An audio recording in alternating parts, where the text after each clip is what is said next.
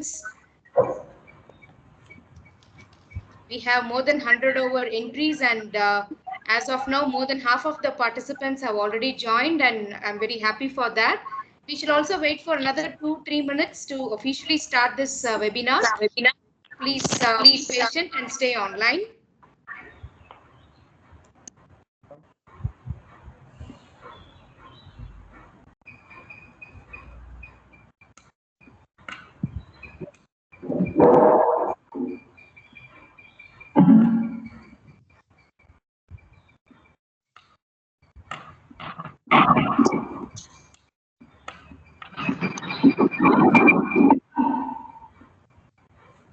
So we have participants from India, we have participants from Malaysia and Sri Lanka. So welcome you all to this webinar.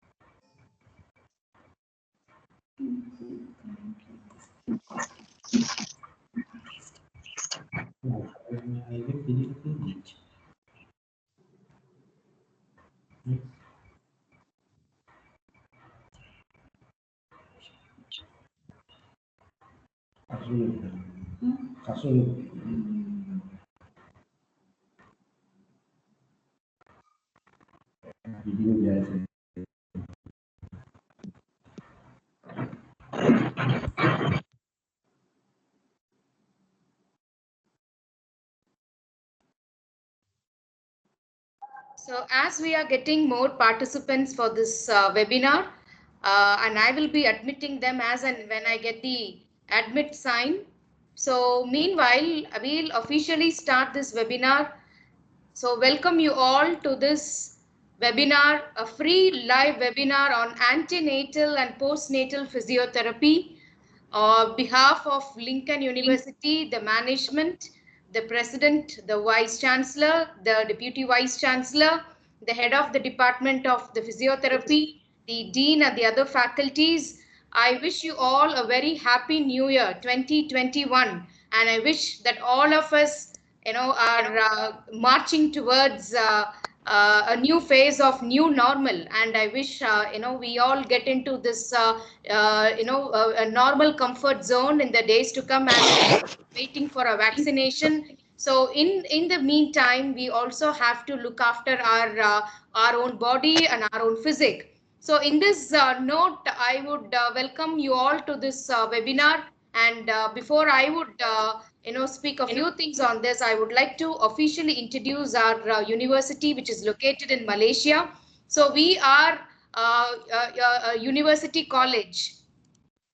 We are named as Lincoln University College, which is located at the strategic location in Petaling Jaya in Malaysia, and was established in 2002 as Lincoln College, which later on became Lincoln University in 2011. So this is one of the premier institutions of higher education approved by the Ministry of Higher Education and Malaysian Qualification Agency. And this university has seen the growth over a period of time from having a Satara status, that is a 5-star ranking by the Ministry of Higher Education in Malaysia in 2017, and went on to acquire the most premium rankings of our Times Today, the Times New ranking, the QS ranking. We are also associated with the Association of Indian Universities, Association of Commonwealth Universities, and we are also a member of the London International Association of Universities in London and in Paris. So with that, a small brief note, just to make sure that you are in the safe hands, we all wish this webinar, gives you some immense material and useful tools and techniques in physiotherapy to better your health and physique. So going by this, we have a very special person here, who is going to instruct you a long way. Senior member, Mr. Ravi Kumar Kata. He is the head of the department and a certified manual therapist. He is a certified dry needling therapist and also BLS certified trainer. And he is associated with the Faculty of Nursing and Allied Health Sciences at Lincoln University College. So he has a very phenomenal background, starting from having his own bachelor's in physiotherapy and master's in physiotherapy, over a decade back in India. He pursued his master's in Nizam's Institute of Medical Sciences in Hyderabad in Telangana. And he serves currently as the head of the Department of the Physiotherapy, Lincoln University College, while he was also serving as the program coordinator and senior lecturer for the same department in this university. And he has a very distinguished length of membership associations with international and national physiotherapy centers, and he has managed quite a few important projects over his period of headship in this particular department. He has conducted a lot of projects in occupation health and therapy. He has done a lot of trainings in physiotherapy, in neurological conditions, in clinical orthopedics, in applied neuroscience, and in clinical orthopedics as well, and in physiology. So if I have to read about his curriculum vitae, that actually goes pages after pages, and it will take definitely a long time to get to know about him. But trust me, he is one of the most reputed and distinguished physiotherapists that we have in town. So kindly allow me to welcome him, Mr. Ravi Krishna. So over to Mr. Ravi Krishna for his expertise, where he will share with you some of the most important techniques of the trade that he is doing for a very long time, and I hope that it is all going to be fruitful for all of us in the days to come with sheer practice and commitment. So over to Mr. Ravi. Thank you very much, ma'am.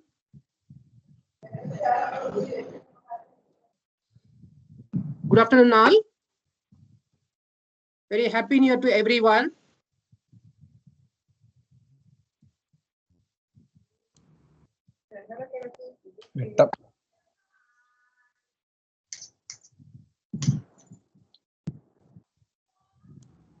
I would like to say thank you to Madam Rexy, and also I would like to thank to my university to give these opportunities, especially my chairman, Dr. Amia, and my dean, and my colleagues.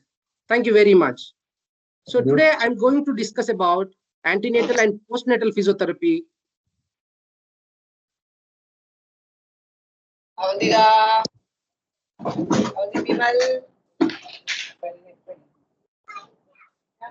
Now I'm going to share my screen now.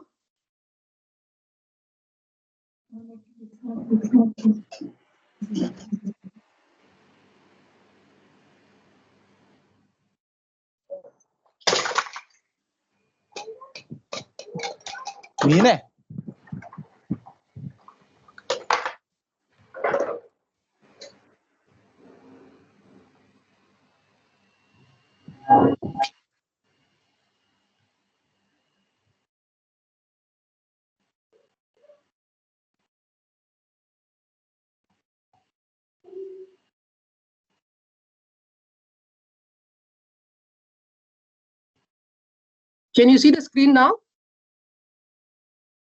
Yes. Yes, we can see. Okay, thank you. So today I'm going to discuss about antenatal and postnatal physiotherapy. So first I would like to show you my university in Malaysia. So this is my university, the main campus.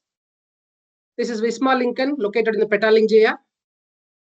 The another campus, this is the MAS campus, Malaysian Airlines campus. This one is near to the Petaling Jaya Stadium. So we have both campus in the Petaling Jaya. So today I'm going to discuss about the antenatal postnatal. So the topics I'm going to cover is overview and pregnancy and labor, pelvic floor dysfunction, pregnancy-induced pathologies, and postural back pain, exercise for uncomplicated pregnancy and postpartum, and cesarean childbirth, unsafe postures and exercise during pregnancy, precautions and contraindication exercises, and pelvic floor awareness, training and strengthening. So these topics I'm going to cover today, but this is a very big, vast topic. As much as possible, I am going to finish in the time period. So first, I would like to discuss actually why we want to know about this antenatal and postnatal physiotherapy. So as a physiotherapist, we have to understand the antenatal and postnatal period. So then only we can plan the treatment plan according to their problems. So what is antenatal period or antenatal? So first I have to discuss the definition. It's also known as the antenatal care. It is a type of preventive health care. It is provided in the form of medical checkup, considering the recommendations of managing health lifestyle and provision of medical information such as maternal physiological changes in pregnancy, biological changes, prenatal nutrition, including the prenatal vitamins, which prevents the potential health problems throughout the course of the pregnancy and promotes the mother and child health. So here, most of the things are going to be related to the health checkups, how they are going to change, their physiological body is going to be changed, what happened there, what are the pathological changes going to be happen if anybody having any abnormality in the physiological function. So that is about the antenatal period. So coming to the postnatal period, this postnatal period is nothing but after the delivery, the baby birth. So this period is called as postnatal, also called as is a postpartum. So mother body has undergone the process of pregnancy and the birth gradually changes into the body shape and functions. So it is going to be altered all the function, physiological functions. So that's the reason we have to bring back into normal positions. So here this postnatal period is divided into three stages. The first stage is called as the acute stage, is going to be is 24 hours from the delivery. And the second subacute stage is from the birth onwards is 7 days, 1 week. Third, that's a late phase, is up to the 6th week, that is 1.5 months to the 6 months. So these three phases are called as the postnatal period. So why we have to do our physiotherapy session during the postnatal and antenatal? What is our role? So during the antenatal and postnatal, so many complications they are going to face because of the hormonal imbalance and also because of the postural abnormalities. So there are multiple physical changes to the woman's body related to the pregnancy. Especially the center of gravity is going to be changed, and also more pressure is going to be occurs on the organs. And because of this hormonal imbalance and also pressure over the organs may alter the body functions. So all of this relatively is a short span of time. This leads to the back pain and also pelvic pain, urinary incontinence. So that's the reason we have to identify the problems. According to the problems, we have to give the physiotherapy. So if you see the problems, in fact, is the two-thirds of the women's experience the back pain, and also 1/5% of is going to be pelvic pain. So over the 40% are going to get the urinary incontinence. So these are the most common problems in the pregnancy during the antenatal as well as postnatal. So evidences according to research shows, so if we give the treatment plan according to their problems in the group or individual, we can prevent the further complications, we can bring them back to the normal positions. So what is our physiotherapist role in the antenatal and postnatal care? So especially the antenatal is going to be, we have to screen the patients. That screening patients ensure that they safely participate in the exercise program. Assess the patients for the posture, strength, flexibility, and balance, as well as musculoskeletal issues that could have the bearing on pregnancy. So these are going to be more prone to get the problems. So and also instruct the patients how to perform exercise safely and effectively. Because of the abnormality in the posture, or maybe is the hormonal imbalance, they may chance to get all these complications. So if we give proper exercise, we can prevent the further complications. So that's the reasons we have to advise the safe and also effective exercise during the antenatal and postnatal period. Utilize an individualized approach even in a group setting. So we can plan the treatment plan, individualized approach as well as the group approach. So according to the research shows, if we give the proper exercise, safety and also effective exercise, we prevent all the complication during the antenatal and postnatal related to the hormonal imbalance as well as the postural abnormality. Enable group discussion and education regarding the pre and the postnatal period. So in this time, our role is we have to explain the about the ergonomics as well as the complications during the pregnancy. So what is about the pregnancy? If you see the pregnancy overview, this is the most important period in the life. Every woman want to they want to it's a precious time for them. So during this period, so they may chance to get the so many other complications because of the hormonal imbalance as well as the postural abnormality. So therefore, they have to take the great attention for this period. Pregnancy, which spans 40 weeks from the conception is delivered to the delivery, is divided into 3 trimesters, which characteristics changes during each trimesters. So if you see the first trimester, so this 9-month period is going to divide into the 3 phases that is called as the 3 trimesters. So first one is going to be first month to the 3rd month. So here, after the implantation of the fertilized ovum in the uterus, so is going to be changes, so many changes in our body, physiological changes. So especially their body size is going to be increased. So they become fatigue and also urinated more frequently and nausea and vomiting. So these symptoms are called as the morning sickness. And also because of this hormonal imbalance, especially progesterone. So these hormonal imbalance, their body size also is increased, especially breast size. So in this period, they can feel the fetus kicks, they can feel at the age of 20 weeks. The fetus can kick and turn the head, swallow and also it has heartbeat. But the mother won't feel the baby kicks in the first trimesters. Coming to the second trimester, so here the mother is going to begin feel the movement around the 20 weeks. Here the nausea and fatigue is usually disappeared. The morning sickness is going to be disappeared. By the end of the fetus, at the 19 to 23 centimeters is going to be length. The length size is going to be increased. The fetus size is going to be increased. The fetus has now eyebrows, eyelashes, and fingernails during the trimester. The development occurs in the fetus as well as the mother. During the 3rd trimester, the uterus is very large and also is a regular contractions felt only occasionally. So here they feel the heaviness in the abdomen and also difficulty in breathing because of the heaviness in the tummy. Frequent urination, back pain, and also leg edema, fatigue around the ligaments, and also pain, shortness of the breath, and also constipation. These are the most common symptoms they feel in the 3rd trimesters. By the time of the baby will grows up to 33 to 39 centimeters. So he's going to be the full-term baby. If they complete the 3rd trimester, they're going to reach up to the 39 centimeters, 33 to the 39 centimeters. It is the person to person vary. So this trimester is going to be, the full-term baby is going to be 38 to the 42 weeks. That is depends upon their last LMP, that is the last menstrual period. If you see the next coming to the labor stages, so we are not going to directly in the complete labor stages, but our role is very, very important during the labor time. So most of the midwives and also physicians are going to be involved, obstetricians are going to be involved, gynecologists are going to be involved, but our role is going to clear the other complications, especially who are having difficulty in breathing, or if any tightness, or if any difficulty in the labor pains, our role will be there.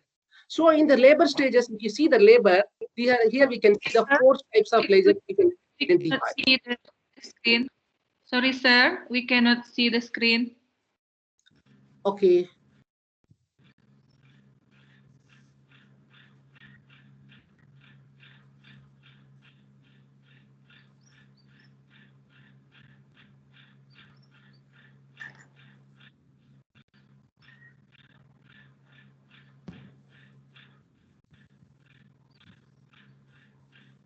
Can you see the screen now?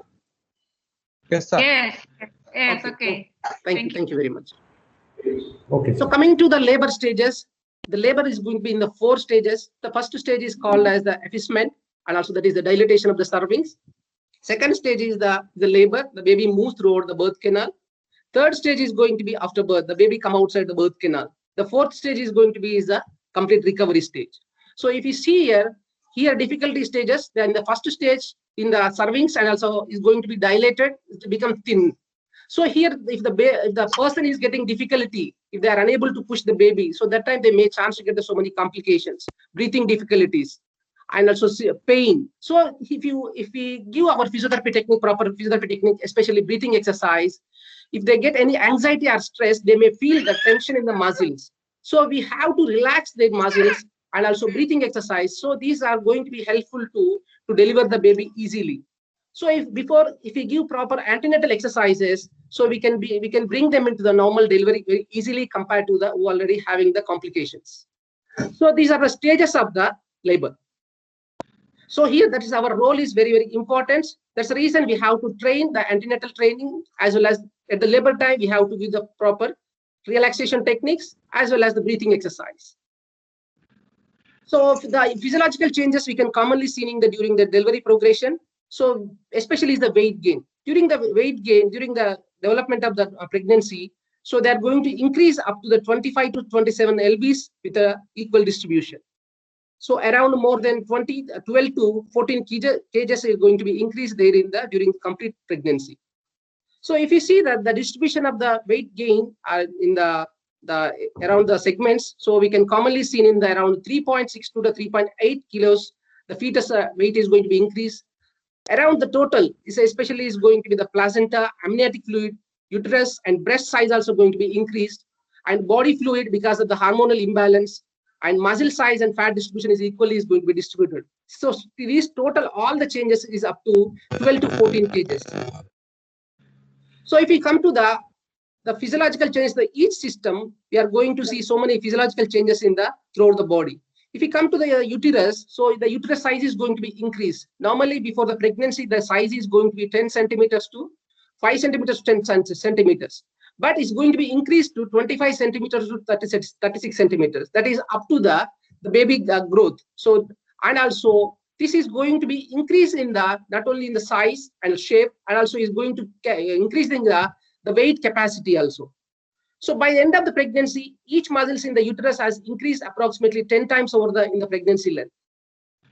Once the uterus expands and also upwards, it leaves the pelvis, it becomes an abdominal rather than the pelvic organ. So that's before it was this uterus will be in the pelvic organ. Because of increasing the size of the baby, it come outside from the pelvic compartment, and also it reach to up to thorax.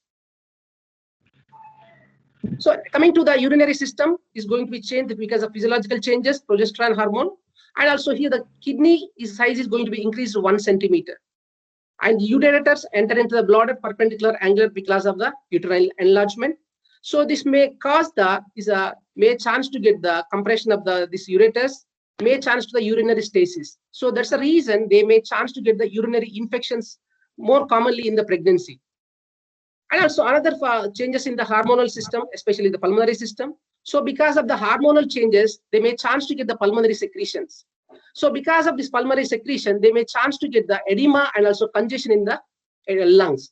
So because of these hormonal changes, they may get the more secretions in the lung. They may chance to get the difficulty in breathing, and also the change and shape of the chest is going to be different. So that means the anterior posterior diameter is going to be increased. So because of increasing the circumference of the chest, may feel the difficulty in breathing, and also sometimes this because of the elevation of the rib cage may compress the diaphragm, and also it gives the difficulty in breathing. The respiration rate is unchanged, but depth of respiration is increased. There is no changes in the respiration rate. The respiration rate is commonly seen in the 12 to 20 breaths per minute, but it's no changes. But depth of respiration is going to be changed. The work of breathing increases because of the hyperventilations, because of the difficulty in breathing. So may chance to get sometimes they may chance to get the hyperventilation.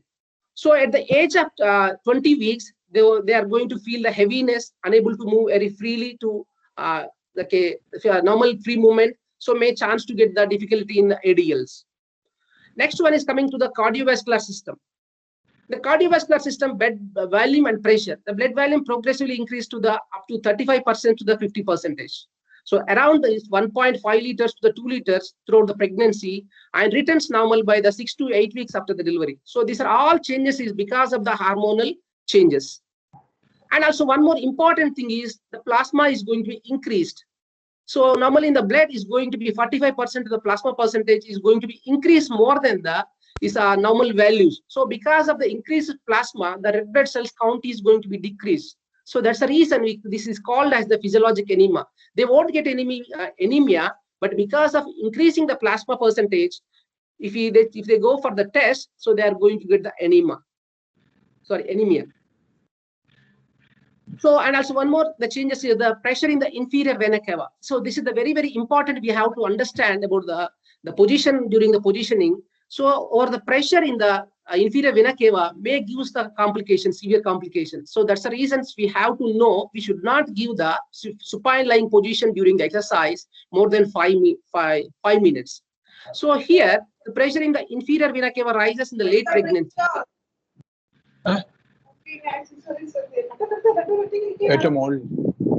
Especially in the supine position, because the compression of the uterus just below the diaphragm. So may chance to get the compression. In some women, the decline in the venous return and also resulting in decreased cardiac output. So may chance to get, that is called as the supine hypotensive syndrome. So who already in the supine position, they may chance to get the, because of the compression, they may chance to get the blood pressure and also decrease the blood pressure. So they may leads to the, it may lead to the supine hypotensive syndrome. And also the aorta is partially occluded in the supine position. So that's the reason we should not encourage all the exercise in the supine position. While the sleeping, we have to avoid maximum time, we have to avoid the supine positions. We have to recommend to turn towards the left side. So in this, during this in the supine positions, the inferior vena cava is going to be compressed. So if we change the positions towards the left side, we're going to use the relaxation, that means the less pressure over the inferior vena cava, we can prevent the complications. So coming to the physiological changes in the heart size is going to be increased and also is going to be elevated because of the diaphragm. Heart rate usually increases 10 to 20 beats per minute by the full term and return to the normal levels after the 6th, that is the postmortem, that is a postpartum. The cardiac output increases 30 to 60% during the pregnancy and most significantly increased when the woman is in the left side. So that's why we have to change the position from the supine line to the left side positions, left side line. So in this position, cardiac output is going to be increased. So which the uterus places the least pressure on the aorta. So in this left side line positions, the pressure over the aorta is going to be decreased. Coming to the musculoskeletal system, especially the changes occurs in the abdominal muscles. So these muscles, especially is the both rectus are going to be stretched and also elastic limit is going to be decreased. So because of continuous stretching of the rectus abdominis muscles is a laxity. This greatly decreases the muscle ability to generate the strong contractions. So that's the decreasing the efficiency of the contraction. So because of there is no the strength in the rectus abdominis, so may leads to the weakness of the abdominal muscles and also it may leads to the decrease the center of gravity. So it may shift to the center of gravity from the S2 level to the upper levels. Next, coming to the pelvic floor muscles. So because of these hormonal changes and also especially is the progesterone and also relaxin, so this pelvic floor muscles also going to be get the weakness. These pelvic floor muscles in their anti-gravity positions must withstand the total change in the weight. The pelvic floor muscles as much as 2.5 centimeters as a result of pregnancy. So after the delivery and also because of these hormonal changes, at least this the 2.5 centimeters is going to get the weakness. And also next about the connective tissues and joints, especially these connective tissues are going to be not like going to be relaxed because of the relaxin hormone. And also these ligaments are not going to be stabilized the joints.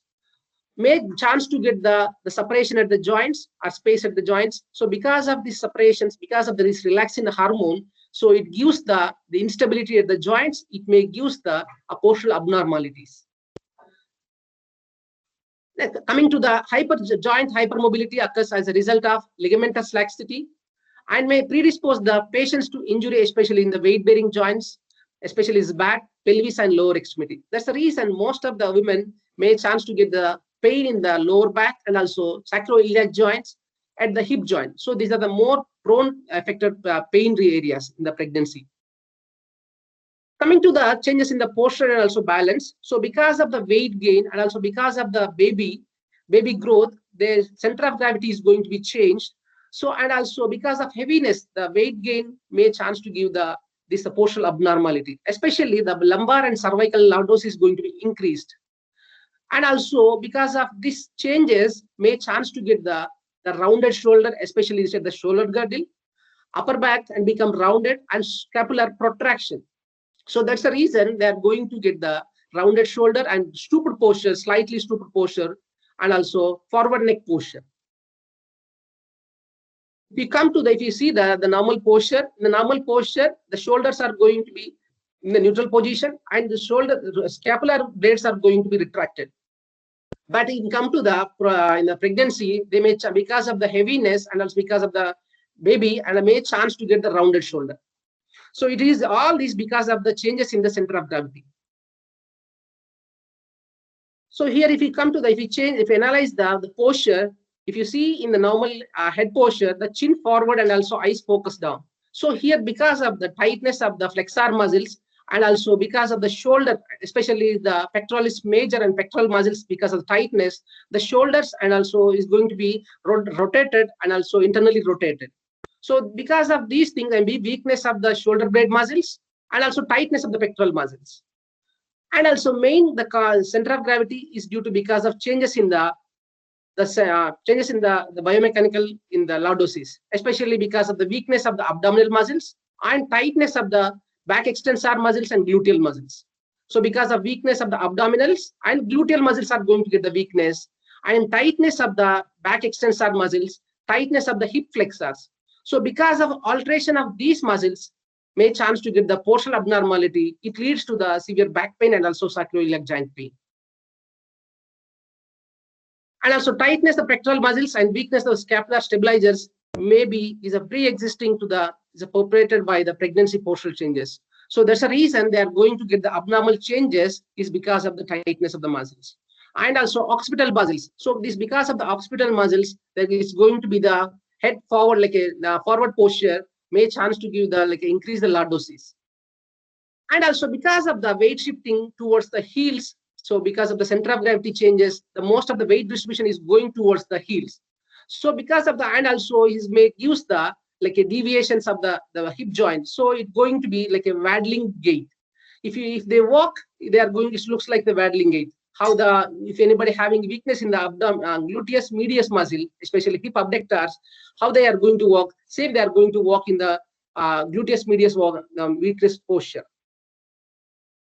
The changes in the posture do not automatically correct the childbirth and may chance to get the permanent posture, maybe is habitual. So because of this 9 months period, if they continuously following the same posture, it may be habitual. So after delivery, the baby also, they may chance to continue the same walking pattern, same with a stoop rounded shoulder posture and also hyperlordotic posture. So that's the reason. So they may continue they feel the severe back pain and also mid back pain and SI joint problem. So if you identify all these problems, if you give the proper physiotherapy during the antenatal and postnatal, we can prevent the complications. In addition, many child care activities contribute to the persistent postural falls and also asymmetry. So that's the reason if you check most of the after delivery, they may chance to get all the asymmetrical postures. So sometimes the shoulder levels are going to be changed. Maybe the hip levels are going to be changed. One side is going to be bent, another side is going to be hike or drop. So these problems we'll commonly observe. So the balance, especially the pregnant woman, usually walks with a wider base support and also increases the internal rotation. So if you see, to maintain the balance, because of center of gravity is changed. If it's normally center of gravity occurs at the S2 level, sacral level 2. So, but it is because of the heaviness of the abdomen, because of the heaviness of the baby, so it may shift to upwards. So because to balance this a center of gravity, they are going to walk with a wide base support. This change in the stance along with the growth of the baby makes some activities such as walking, stooping, and also stair climbing, lifting, and reaching. So these activities of daily living progressively more challenging. So that's the reason, because of the balance is changed, and also base of support is also going to be changed because of wide base of support. So all these are going to be changed. So they have to feel difficulty during the walking. So activities requiring the fine balance, rapid changes in the direction, such as the aerobic dancing, bicycle riding, may become inadvisable, especially during trimester. So that's the reason they may chance to get the falls because of there is no balance, or maybe because of all these activities. So that's the reason we should not encourage the vigorous activities during the 3rd trimester. So coming to the anatomy of the pelvic floor muscles. So here we have to know where exactly the pelvic floor is going to get the weakness. So coming to the pelvic floor muscles, so these pelvic floor muscles we can commonly see in the three layers. So it's a superficial layer and also deep layers. So superficial layers are going to be, so is going to ischio-cavernous, bulbo-cavernous, and also superficial transverse perineal, external anal sphincter. So these are all are in the superficial. So coming to here, if you see the image, so these structures, especially surrounding the in the female and also male, so the muscles are going to be around the vagina and also perineum. Here is going to be ischio-cavernous, bulbo-cavernous, and also superficial transverse. This is the perineal ligament. So all these are going to be the superficial muscles of the uh, pelvic floor. Coming to the deep one is a urogenital diaphragm. This is the deep transverse perineal. This is a compressor urethra and also ureterovaginal sphincter.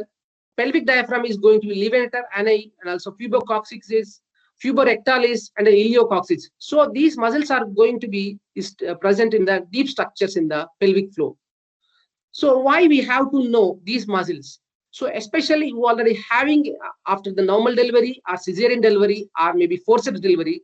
So because of and also because of the hormonal imbalance, these muscles are going to get in the like a weakness. So it's maybe because of the laxity or maybe because of the any instrumental like a passage during the delivery. If they put any forceps or any vacuum, so these muscles are going to strain, may chance to get the weakness. So coming to the pelvic floor muscle here, the female pelvic floors allows the passage the urethra and also vagina and also rectum. It creates a less inherent stability when compared to the male anatomy. So if you compare to the male pelvic floor muscles and also female pelvic floor muscles, so female pelvic floor muscles are going to may chance to get the severe like a weakness compared to the male. And also this is the pudendal nerves, especially the innervation is going to be pudendal nerves, so which is originating from the S2 and S4 from the sacral plexus. So why we have to know this nerve innervation? So because of during the like a delivery and also if any surgical procedure, so may chance to get the compress this nerve. So it leads to the muscle weakness and may chance to get the urinary incontinence and pelvic floor weakness. So after the pelvic floor, so may chance to get the neurological compromise. So especially the stretch and compression of the pudendal nerve. So because of this stretch and compression of the pudendal nerve during the baby delivery, so may chance to get the pelvic floor weakness. So this compromise to the pudendal nerve is the most intense during the pushing at the stage of in the labor stage in the second stage. During that time, if they put more pressure, it's going to give the more compression over this pudendal nerve. So may chance to get the compression, it gives the weakness. Next about the muscular impairments. So this muscular impairments is a extreme stretching of the pelvic floor tissues is inherent in the process of labor and vaginal delivery. So during the vaginal delivery, compared to the cesarean delivery and also vaginal delivery, so the most the pelvic floor muscles are going to be stretched during the vaginal delivery. So that's why already having this pelvic vaginal delivery may chance to get the urinary incontinence and also fecal incontinence compared to the cesarean delivery. And also pelvic floor muscles also may also torn or incise during the birth process. So and also during the vaginal delivery, if the birth canal is small, if the baby head is bigger size than the canal, so sometimes unable to deliver properly. So that time the physicians are maybe the gynecologists and surgeons may decide to they have going to cut the musculature around the vagina to increase the space for the baby. So that process is called as episiotomy. So this time, because why we have to know during this episiotomy, the muscle fibers are going to be tear and also it may give the incontinence as well as is a pelvic floor impairment. So this episiotomy is nothing but is a commonly seen in the occurs commonly in the 33% to 51% of the vaginal delivery. Because if the mother unable to push the baby, if the birth canal is small, if the baby head is larger than the birth canal, so doctors will decide to cut the vagina and up to the some extent of the rectum and also up to the anus. So in fact, some outcomes with episiotomy are worse in some cases, including pain or intercourse or extension of episiotomy into the sphincter or maybe rectum. So it's going to be, if you see the episiotomy is nothing but, so from the vagina, if the baby head is not completely out, if it is difficult, so they are going to give the incision at the vagina towards the anus. So is maybe depends upon the baby position. They are going to cut maybe is going to towards the like a medial side or lateral incision. So if you see here, is going to the medially, center medially, or maybe is going to the lateral incision, they're going to decide according to the baby position. So, but why we have to know all these things? Main thing is after delivery, they are going to get the severe many complications such as the pain and also muscle weakness and also healing process. If anybody having any other complications, the episiotomy sutures are going to delay healing. So that's the reasons we have to know all these things according to the conditions we have to treat properly. And also classification of pelvic floor dysfunctions. So if you after all the delivery, so may chance to get the pelvic floor dysfunctions. The first one is going to be the prolapse. Prolapse is the supportive impairments, and also it refers to the descent of the any pelvic viscera out of the normal alignment because of the muscular or facial ligament deficiency, and also increasing the abdominal pressure. So prolapse means if the internal organs, especially the pelvic floor organs, or if the viscera or maybe the ligaments are not in the proper positions, not stabilized, sometimes the organs may displace to one place to another place. So that is called as the prolapse. So a prolapse often worse over a time. The subsequent pregnancies can be aggravated by the constipation and straining with the eliminations. So commonly in the who already like using this like for the iron supplements or maybe is iron diet. So these diet are going to give the constipation, especially are you already having the constipation during this pregnancy. So because of if they are not passing the stools like a very free motion, they may charge. They have to strain during the defecation. So this time they have to put more pressure on the while defecation. So it may gives the overpressure on the organs. It may displacement. It may chance to give the prolapse. So because of this pressure or maybe because of this coughing and also constipation also will give the strain during the elimination. So because of this overstrain, increasing the intra-abdominal pressure, so may changes that means displace the position of the internal organ. So if you see the normal organ in the normal anatomy, so the bladder and also the uterus is going to be the above the bladder.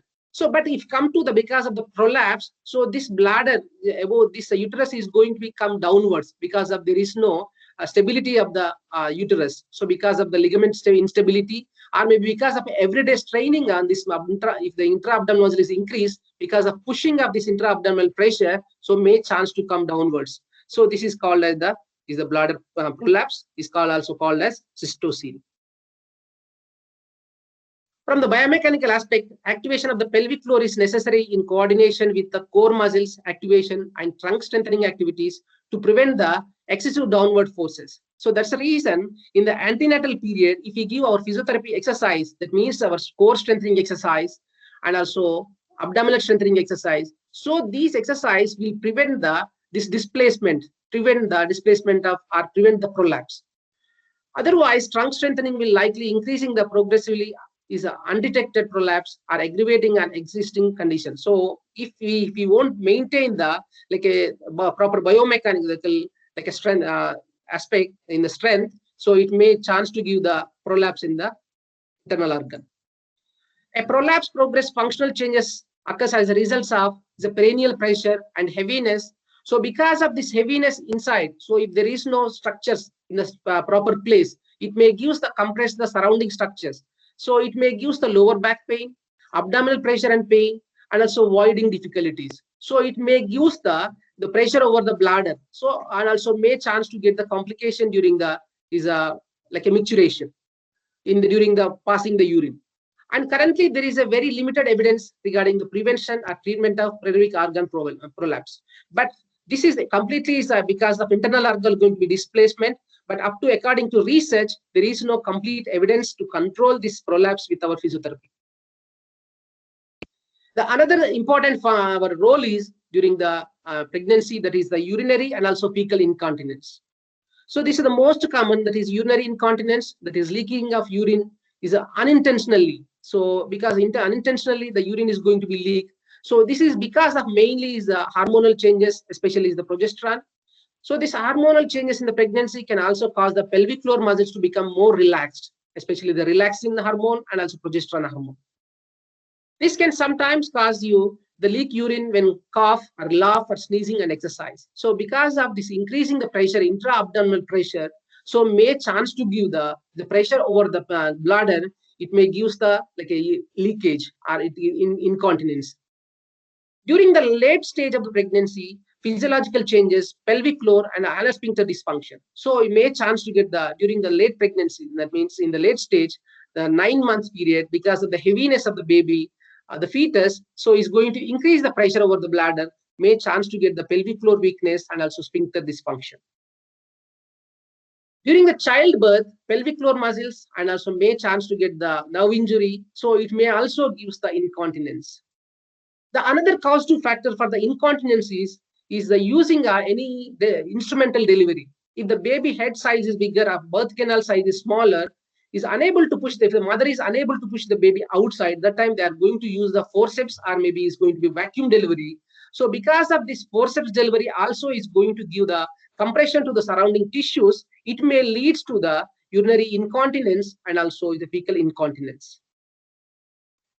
The another complication in the pregnancy is the pain and hypertonus. So these are the most common after the delivery. And also this one is because of the damage to the surrounding structures during the vaginal delivery and also in the cesarean delivery.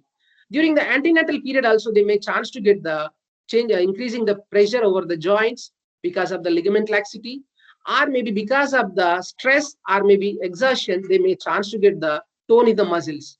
So these things is going to give the severe pain. In patients with the pelvic pain impairments, often referred as the chronic pelvic pain, persistent tightness and lumbar paraspinal muscles, hip flexors are going to be. So these muscles are going to be prone to get the muscle tightness, paraspinal muscles and also hip flexors. So, and also these muscles will give the pain and also imbalance.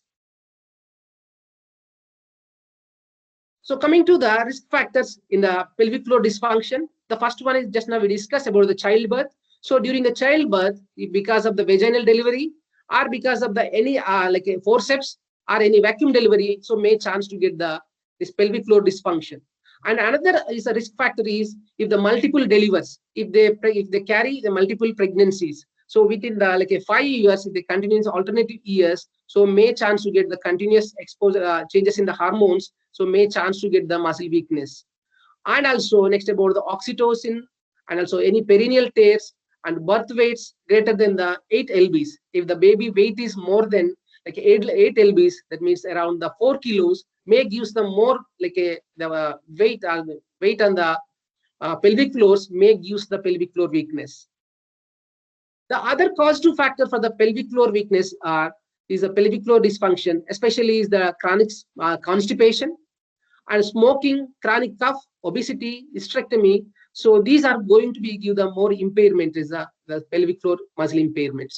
So chronic is a constipation. So because of the because of the improper diet or because of the some medication related to the like a ferric acid or maybe because of iron supplements, may chance to get the constipation. So because of the constipation, they have to strain during the passage of the stools. So that time, because of the increase the intra-abdominal pressure, may gives the pressure over the pelvic floor. It may gives the pelvic floor dysfunction. Chronic smoking. This is also one of the causative factor. This chronic smoking, because of the chronic smoking, they may chance to get the severe cough or chronic bronchitis. Because of the smoking and bronchitis, continuous coughing, also increasing the intra-abdominal pressure. This pressure is going to be occurs over the pelvic floor muscles, may gives the pelvic floor weakness.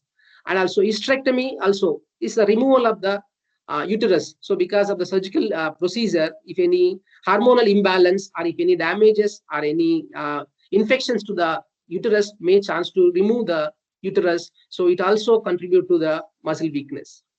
And another function is another causative factor is a high caffeine. So already taking like many coffee intake, like a much coffee intake, more than 400 mgs per day. So almost 8 to 10 cups or 8 cups per day. So it gives the coffee, that means it increasing the urgency. Because of this coffee or caffeine act as a diuretics. So this diuretics act as like a diuretic is nothing but it gives the more urine passage flow. So because of these things, may chance to get the muscle weakness, it gives the pelvic floor weakness. And next one is what are the pregnancy-induced pathologies? So diastasis recti. So because of this progression of the pregnancy, because of the continuous weight bearing of these muscles, especially transverse rectus abdominis. So these rectus abdominis present in our in the anterior compartment of the abdomen. So in the normal person, these rectus abdominal is if who already having a core strength and this muscle strength is going to be stabilize the baby in the proper positions. But who already having the core strength is weak and also abdominal muscles are weak. So because of the baby weight or because of the center of postural changes, it may give some more pressure on the abdominal muscles. So it may give the separation of the abdominal muscles. So this is going to be depends upon the baby weight and the position of the baby. So it may the diastasis recti means separation of these two bellies. That is the rectus abdominis muscles. So if you see this diastasis rectus occurs around the umbilicus, that is the center point, or maybe below the umbilicus, or maybe above the umbilicus, and also center of the body. So it's going to be so many changes. That is depends upon the baby positions. Why we have to know all these things? So if we know these complication only, we can identify the problem. According to the problem, we can train, we can bring back into the normal, normal fitness or normal daily life. So this diastasis recti may occur in the pregnancy as a result of hormonal effect on the connective tissue, biomechanical changes of the pregnancy. It may also during the labor, especially with the excessive birth loading during the second stage. It causes no discomfort. It can occur above or below, just now we discussed, many places. And also clinically, diastasis may be found in women well past their childbearing years and also in the men also because of the abdominal disposition of the fat deposition. And also routine assessment for this condition highly recommended and can easily be done in the conjunction with the abdominal strength testing. Simple test we can use to check this diastasis recti. In this one, only simple test, we can ask them to lie on the tummy or lie on the back. So ask them to raise the head, and if they raise the head and leave the ground, if we lift the shoulders also, they are going to feel the separation in the umbilical region, especially in between the two rectus abdominis muscles. If they're increasing the space, more than 2.5 centimeters, so around more than 2 fingers, so it indicates the diastasis recti. That is the weakness of the separation and weakness of the rectus abdominis muscle. So it's going to be the diastasis recti may produce the musculoskeletal complaints such as the low back pain, possibly results in the decreasing ability of abdominal musculature because of the weakness of the abdominal muscles. So there is no stability in our back. So because of the improper postural maintenance, so may gives the more pressure on the back, may gives the spasm and also increasing the pain in the back. Functional limitations. Functional limitation can also occur, such as inability to perform independent supine to sitting transition because of the extreme loss of the mechanical alignment and function in the rectus muscle. So because of the weakness and separation is going to be changed the biomechanical function. Decreasing the fetal protection. So in severe separations, if it is severe weakness, if it is severe separation, sometimes it may cannot balance, maintain the fetus inside the abdominal wall. So at these times, so they have to go for the surgical protection. So in severe case of diastrecticity, may progress to herniation, that is abdominal viscera, also through the separation of the linea alba. So sometimes the internal organs may come outside through the separations. So this separation requires the surgical procedure. How the surgical procedure they are going to undergo for the cesarean surgery, so they have to undergo for the same surgery. And also for the examination of rectus diastasis recti, just now we discussed in the supine lying and ask them to raise the head and also up to chest level, so they can feel the difference and also separation of the rectus abdominis, get the space in between the two bellies. In this one, we have to ask them to hook lying positions. If it is more than 2.5 centimeters, we call as is a positive diastasis recti. So these are the major complications in the antenatal and also postnatal. So if we identify all these complications according to the problem, if the person comes to clinic, we have to identify, is it related to the postural problem, is it related to the hormonal problem, or is it with the muscle or joint, or so we have to identify the which connective tissue is involved. According to the tissue, we have to analyze properly, we have to assess properly. Is it joint range of motion problem, or joint problem, or muscle problem, or muscle weakness, or muscle tightness? We have to differentiate according to the problems. We have to understand, we have to give the treatment plan according to their problem. So here, what is our role in the antenatal period or antenatal exercise? So just now I finished up to the physiological changes, what are the complications they are going to face in the antenatal period and the postnatal period. So according to the conditions, if we understand all these things only, we can plan our treatment plan. So here, what is antenatal exercises? The main antenatal exercises are, antenatal exercise main aim is to preventing the low back pain, enhancing the physiological and psychological preparation for the delivery by means of joint stretching and muscle strengthening. So if we prevent all these complications, especially the back pain, the postural problems, and also we have to give our motivation, or maybe we have to give the education related to the delivery and also their complications during delivery and after delivery. So here the guidelines for the antenatal exercises is breathe smoothly, is mainly is the work gradually according to the capacity. So here main thing is, whenever we plan the exercise, we have to encourage them to they should not hold the breath properly. That means they have to breathe smoothly, and also they have to work gradually according to the capacity. We should not give all the exercise to the all exercise to the same group of people. So we have to know their capacity, their fitness level. According to their fitness level and their capacity, we have to plan the treatment plan. And also work twice or thrice a day and repeat each set movements 10 times in each session. Whatever we plan the treatment session, any exercise. So we have to encourage them to practice at least 2 to 3 times regularly. If we practice 2 to 3 times, they are going to get strength. If it is related to the strengthening exercise, if stretching, they are going to get the free movement if any having any tightness in the muscles. So these going to be antenatal exercise may begin when pregnancy reach to the 16 to 20 weeks. Okay, here just we have to more emphasize on this one.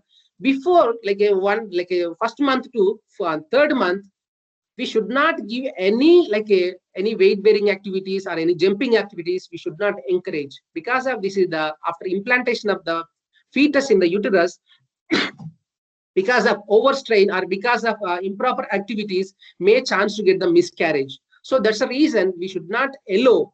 But if the person is able to do all the activities, we can give the a mild a regular exercise, stretching exercise, and free mobility, free exercise. But we should not give any jumping exercise. So here is we have to stop the exercise before the 16th week. But after the 16th week in 20 weeks, so we can start our physiotherapy antenatal exercise. So according to their plan. So here physiotherapists make modification to exercise according to the physical condition. So that's the reasons we have to see their levels, what physical fitness levels. Maybe we can see the exertion levels, Burke's exertion levels, and also we can check their fitness level only. Then we can plan according to their fitness level. So that is about the antenatal guidelines. Coming to the pelvic floor exercise before the delivery, that is during the antenatal period. So in the pelvic floor exercises, our main thing is the Kegels exercise. This Kegels exercise, they have to sit comfortably on the chair, as they can do in the sitting position or standing position. But comfortably with the sitting position also, ask them to sit on the chair comfortably against the seat back. And tighten the instruction should be tighten the vaginal and urethral and anal muscles. If they're trying to withhold the urination or defecation, if they are urgency or toileting or urinations, they have to hold how they are going to hold or how they are going to defecate holding the defecation. So same they have to ask them to squeeze the muscles around the anal muscles and also vaginal muscles. So these muscles, if we squeeze towards upwards, so is going to give the contraction to this pelvic floor muscles. It improves the strengthening. And also this exercise we can advise in the standing position. So this pelvic floor exercise mainly enhance the control and also supporting the pelvic floor muscles. So this helps to prepare the childbirth and prevent the uterine prolapse, urinary incontinence, and hemorrhoids. So just now we discussed, so this one, mainly if we strengthen the pelvic floor, we can improve the postural abnormalities. That means we can prevent the postural abnormalities, and also we can prevent the complication, especially urinary incontinence and hemorrhoids.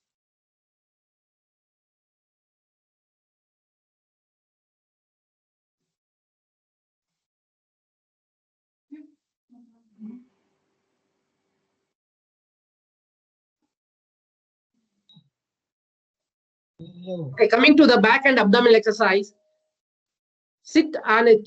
So this back and abdominal exercise, we have to give the comfortable during the exercise. So can ask them to sit on the chair or maybe against the back chair.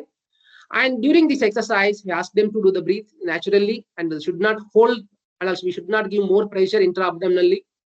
And here the tighten the abdominals and press the pelvis downwards and flatten the lower back against the seat back. So if they comfortably sit in the chair, ask them to sit comfortably and breathe normally. We should not ask them to hold, and ask them to hold tighten the abdominal muscles. So, and also these abdominals give the isometric, if you ask them to squeeze the abdominal muscles, may gives the strengthening to the abdominal muscles and also back extensor muscles. So ask them to hold the 5 seconds and then relax. So ask them to continue, repeat this 5 to 10 times. This exercise is contracting the lower back and also pelvic postures. It strengthens the abdominal muscles and also prevent lower back.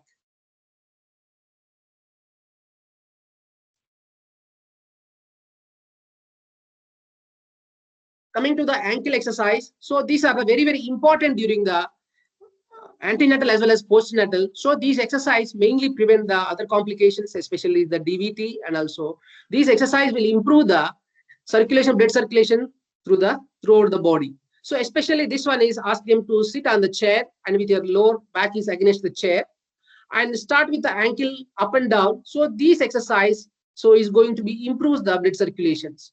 So not only is the ankle plantar flexion and dorsiflexion, ask them to do the inversion and eversion. So this exercise will prevent the a DVT and edema in the legs. So especially prevent the varicose vein. So these things, if we continue every day, and also prevent the further complications. So especially it's not only plantar flexion and dorsiflexion, that's ankle toe up and down. So we can ask them to do the inversion and eversion. Is it clear? Can you see the V?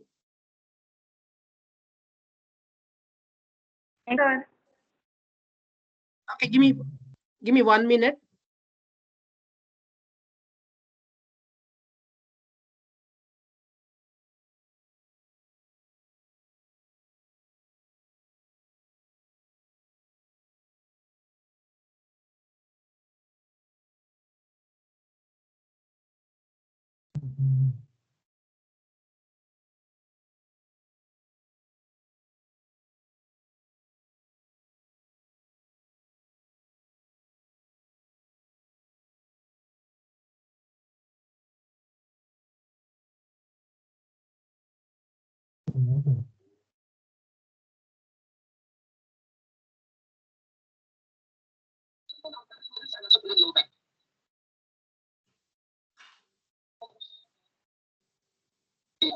So this back and abdominal exercise, we have to give the comfortable during the exercise. So we can ask them to sit on a chair or maybe against the back chair.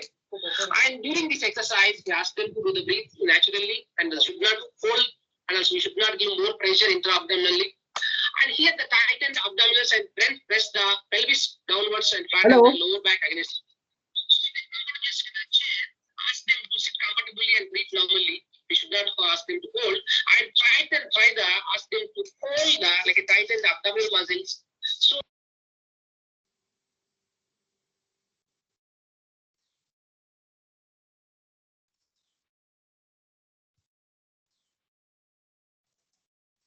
Hello, sir. Unfortunately, we cannot hear anything. Give me 1 minute. Hello. Is it okay now? Now I'm sharing now. We cannot see yours.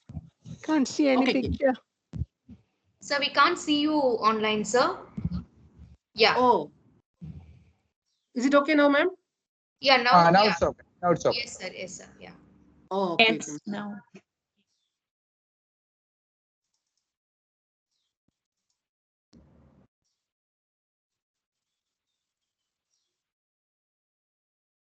Can you see, ma'am, now? No. Cannot see anything.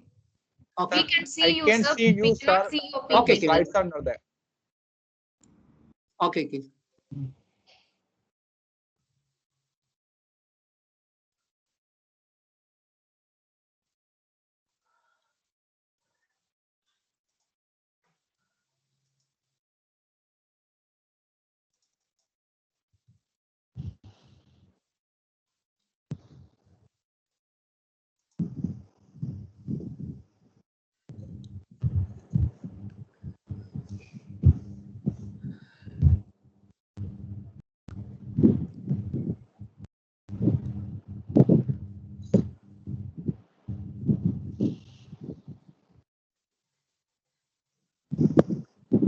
Now okay, sir.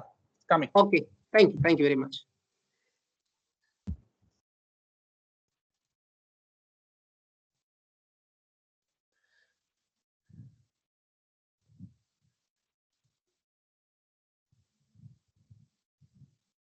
So coming to the next lower limb exercise, lower limb exercise. So it will be, we can do in a sitting position or standing position, or maybe supine lying position. This depends upon the patient comfort. So these exercise enhance the flexibility and strength of the inner thighs and pelvic musculatures.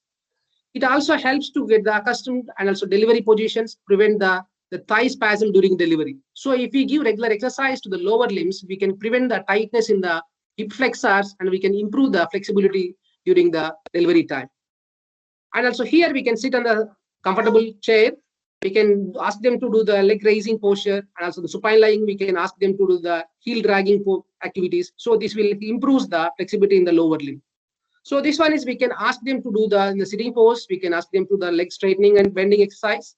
That is the knee flexion extension exercise. And also sitting, we can ask them to the hip flexion, hip abduction and adduction exercise. So this one ask them to bring the one leg towards the other leg and also bring back them into the away from the other leg. So these exercise will improve the flexibility in the hip as well as in the lower limb. Coming to the other exercise, not only the ankle and toe movements, and also we can do the body flexibility to prevent the postural abnormalities. Especially we can do to control the postural abnormalities. We can, mainly is because of the tightness of the side flexors may chance to get the postural abnormality. So that's why if you give the proper like a stretching exercise, so it will enhance the flexibility.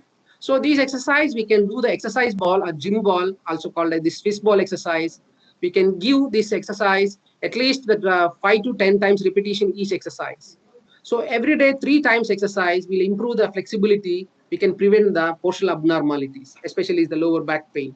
And also because of the tightness in the pectoralis muscles and also weakness in the shoulder blade muscles also may chance to get the pain in the mid back region. So these we can prevent these exercise. So we can do the flexibility exercise with the ball. We can sit on the ball and we can do bend the side bending towards one side and change the opposite side with after 5 repetitions. And also if we can give the stretching exercise in the sitting position, so we can give the balance with the support of the Swiss ball. We can put the both hands on the sideline and the side sitting position. This exercise also will improve the flexibility in the side flexors, especially thoracolumbar fascia. So it's going to give the more flexibility. We can prevent the pain, the lower back pain. And if anybody feel any tightness in the lower back, we can give the stretchings, the lower back extensor tightness. So in this one, we can, with the ball help, we can give the stretch over the lower back muscles in the sitting position, or maybe it's called the kneeling pose.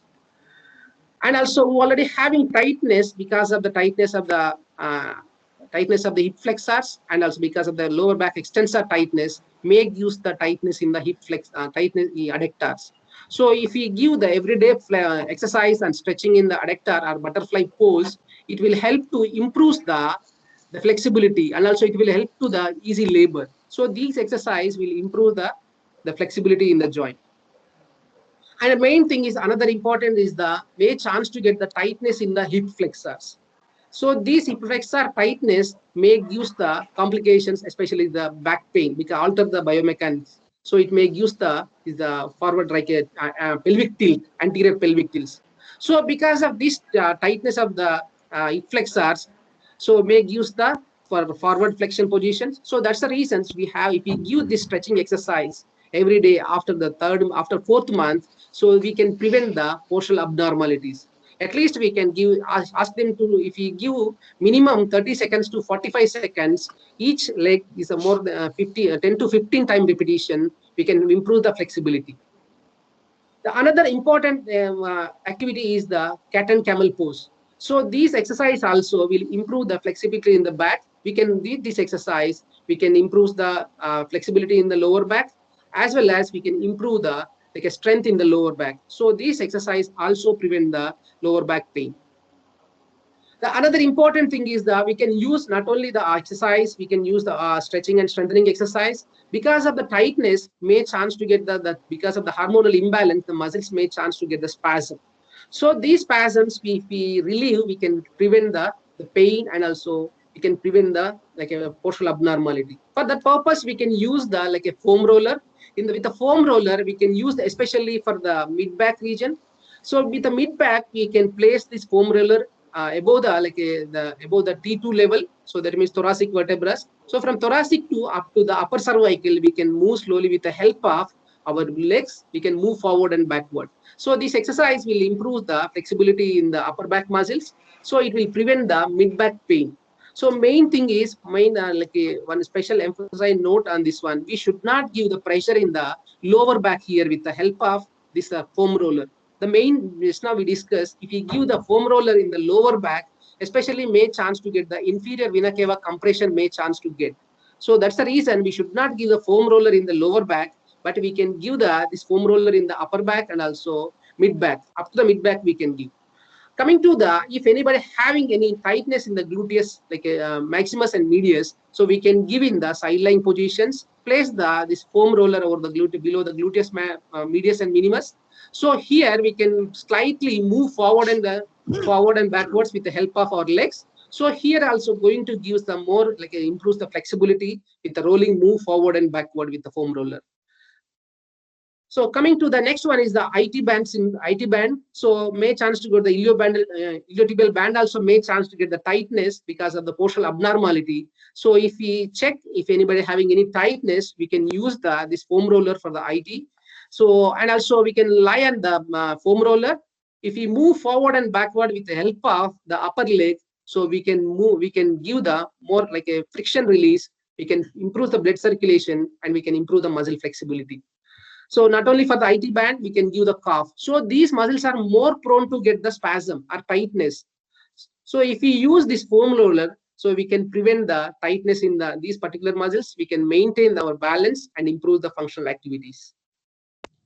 So another thing is we give the flexibility exercise, especially the flexors and also side flexors of the back, the quadratus lumborum, and also hamstring stretching. So these are also going to be, we can improve the flexibility in our body. So these exercise, if we encourage in the prenatal exercise, it's helpful to the normal delivery. So especially the squatting and also already having tightness in the back muscles, we can use with the help of any chair, or maybe we can use up any wall support. Also, we can do the straightening of the back, and also we can reduce the tightness in the pectoralis major, and we can prevent the pain in the mid back region. So this squatting pose is a complete squatting pose, also helpful to improve the flexibility in the hip joint, and also it helpful for the easy labor, that's the normal delivery. And also most commonly, just now we discussed, may chance to get the tightness in the pectoralis major pectoral muscles, and also weakness of the shoulder blade muscles, especially the retractors. So if we give exercise in the shoulder retraction, like a scapular retraction and protraction exercise in the sitting position, may improve the strength in the shoulder protractors and also improve the flexibility in the pectoralis major muscles. So it will prevent the rounded shoulder as well as improve the stoop posture, prevent the stoop posture. So coming to the postural back pain, just now we discussed, because of the hormonal imbalance and also because of the muscle tightness or muscle weakness, may chance to get this postural back pain. So these interventions especially, but here we should not give any electrical modalities, especially deep heating modalities, but we can give our manipulations, our relaxation techniques, we can prevent the low back pain. So especially the interventions are, low back pain symptoms can be treated effectively with many traditional low back exercises. Proper body mechanics postural instructions, improvement in the work techniques, along with the supervision modality applications. Maybe hard pack and also ice pack, these are going to be useful, but we should not give any like deep electrical modalities. The use of the deep heating agents, electrical stimulations, and tractions are generally contraindicated during the pregnancy. So that's the reason we should not. We can reduce the pain with all these equipments and all these modalities, but it's a contraindicated. It may chance to give the complications to the fetus. So that's the reason we should not advise these deep modalities. And also proper ergonomic postures, ergonomic activities, especially during the sitting time, office working time. So if they sit improperly without supporting the back, may chance to get the lower back pain. So we have to advise it properly. And also if it is they're working in the if they're working in the office, so we have to advise to maintain the ergonomic, like a proper ergonomics in the hospital, like in the office, so that the desk area or maybe system while using the computer or laptop, anything. So while if they are bending any activity, any occupational, they have to maintain the proper ergonomics. So it will prevent the postural back pains. And also while get up from the bed and also while going to the bed, so it should be proper manner. So if suddenly if they wake up from the bed or maybe if they suddenly lie on the bed, may chance to give the stress over the fetus or maybe chance to get the complications. So that's the reason if we get up from the bed, so we have to advise them to from the supine lying to ask them to side lying with the help of elbows and hands. They have to come to the supine lying. From side lying to they have to take support from the bed. From the bed, they have to keep the hand legs at the outside, then only they have to get out from the bed. But if you go back, if you are lying, so that means from the standing to lie down, so we have to advise from the same positions. So we ask them to go for the back direction, ask them to sit on the comfortable on the bed, then lean to one side with the help of elbow and hands. They have to lie on the bed. They have to lie on. They have to go into the sleeping positions. If they maintain all these things, they can prevent the further complications, especially related to the back pain. So another treatment plan in the antenatal is breathing exercise. So these breathing exercise is throughout the antenatal and postnatal will be helpful, but during the labor time is the more important, more specific, because of it will improve the breathing and also the like oxygenation to the fetus as well as the mother. But during the labor time, it is more important than the remaining time. So these breathing exercise very important, especially is the abdominal breathing exercise, costal breathing exercise, and apical breathing exercise. So this abdominal breathing exercise, so this especially is the who already having the mild pain during the labor time. So these are going to be this breathing exercise. We have to advise, we have to train them. So ask them to breathe slowly and through the nose and also feel the abdomen expand. Ask them to put the hands on the abdomen, ask them to breathe in through the nose and expand the tummy. So it's not expanding the chest. Ask them to tighten the abdominal muscles. Then slowly ask them to breathe out through the mouth. So these will help to reduce the mild pain, who already having the mild pain.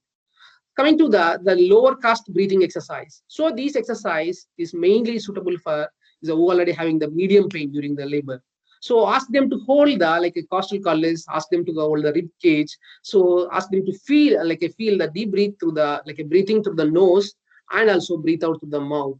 So this one is they have to feel the expansion in the chest. If the chest expansion, so it's going to be the feeling in the high, the anterior posterior diameter is going to be increased.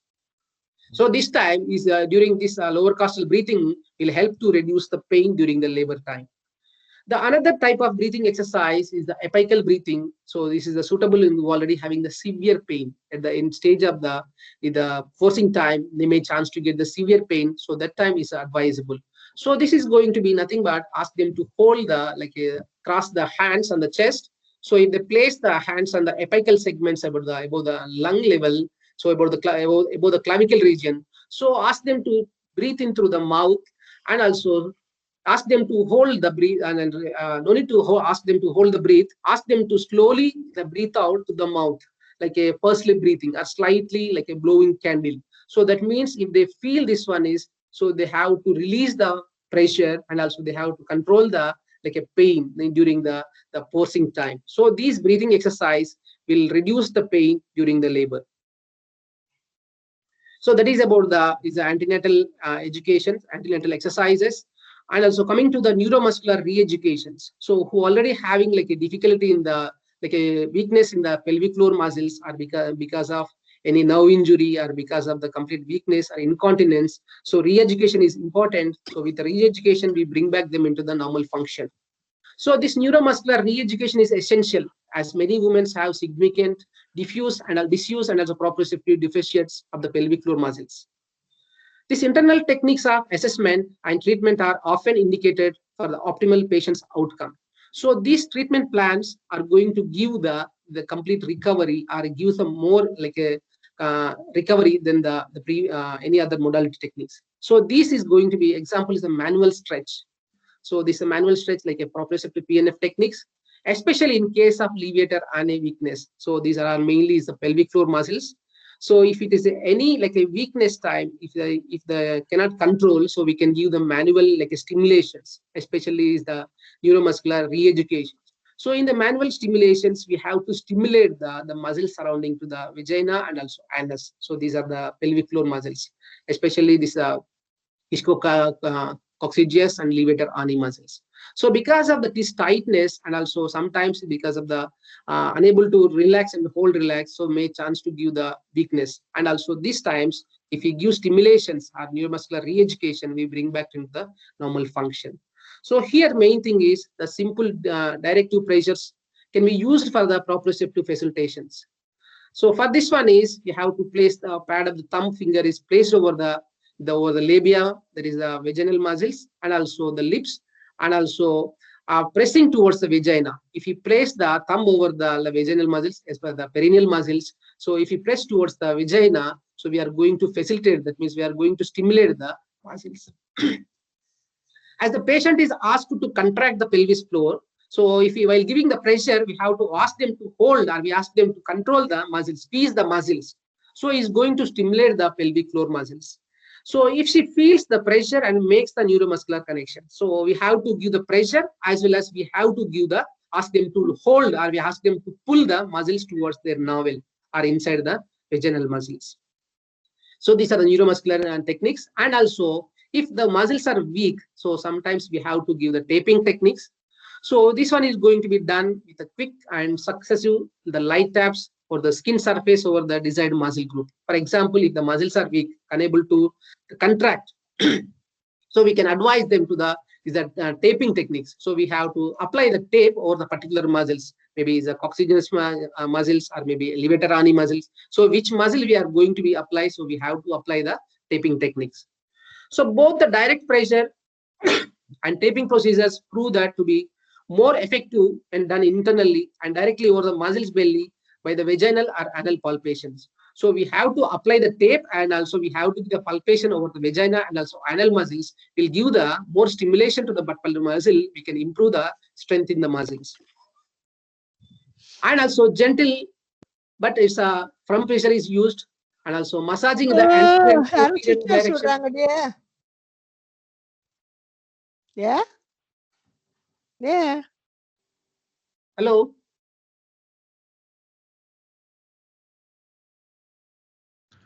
Who is there? Mainly we have to, if anybody having weakness, we have to give the malleable mobilization. That means sometimes we have to wear the gloves and we have to stimulate the muscles around the anal muscles and also is the vaginal muscles. So these muscles will stimulate the pelvic floor muscles. We can improve the strength in the pelvic floor muscles.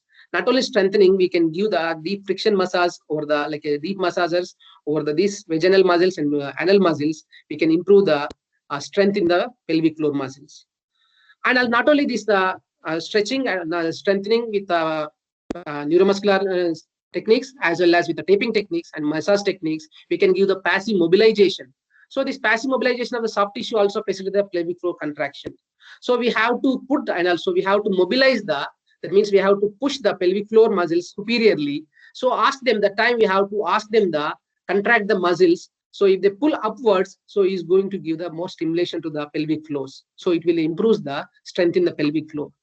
And also not only these things, another reflective symptoms. So if we give the like a bulbocavernous reflex, if we do the bulbocavernous reflex, so that is nothing but if we stimulate over the in the male people, if we stimulate over the penis or maybe if we stimulate over the clitoris in the women, so it's going to contract the internal muscles, especially this pelvic floor muscles. So this also one technique instead of giving the massage and all these things. So if we give, these are all techniques. We have to give the taping technique and neuromuscular techniques, as well as the deep massage and passive mobilization, along with these reflexes, bulbocavernous reflex. That means if you stroke over the like internal, like if you stroke or if you pinch over the glans penis, so it's going to contraction in the male people and also male person, and also even the females, if you give the pressure over the clitoris, so it's going to contraction of the internal muscles, especially the pelvic floor muscles.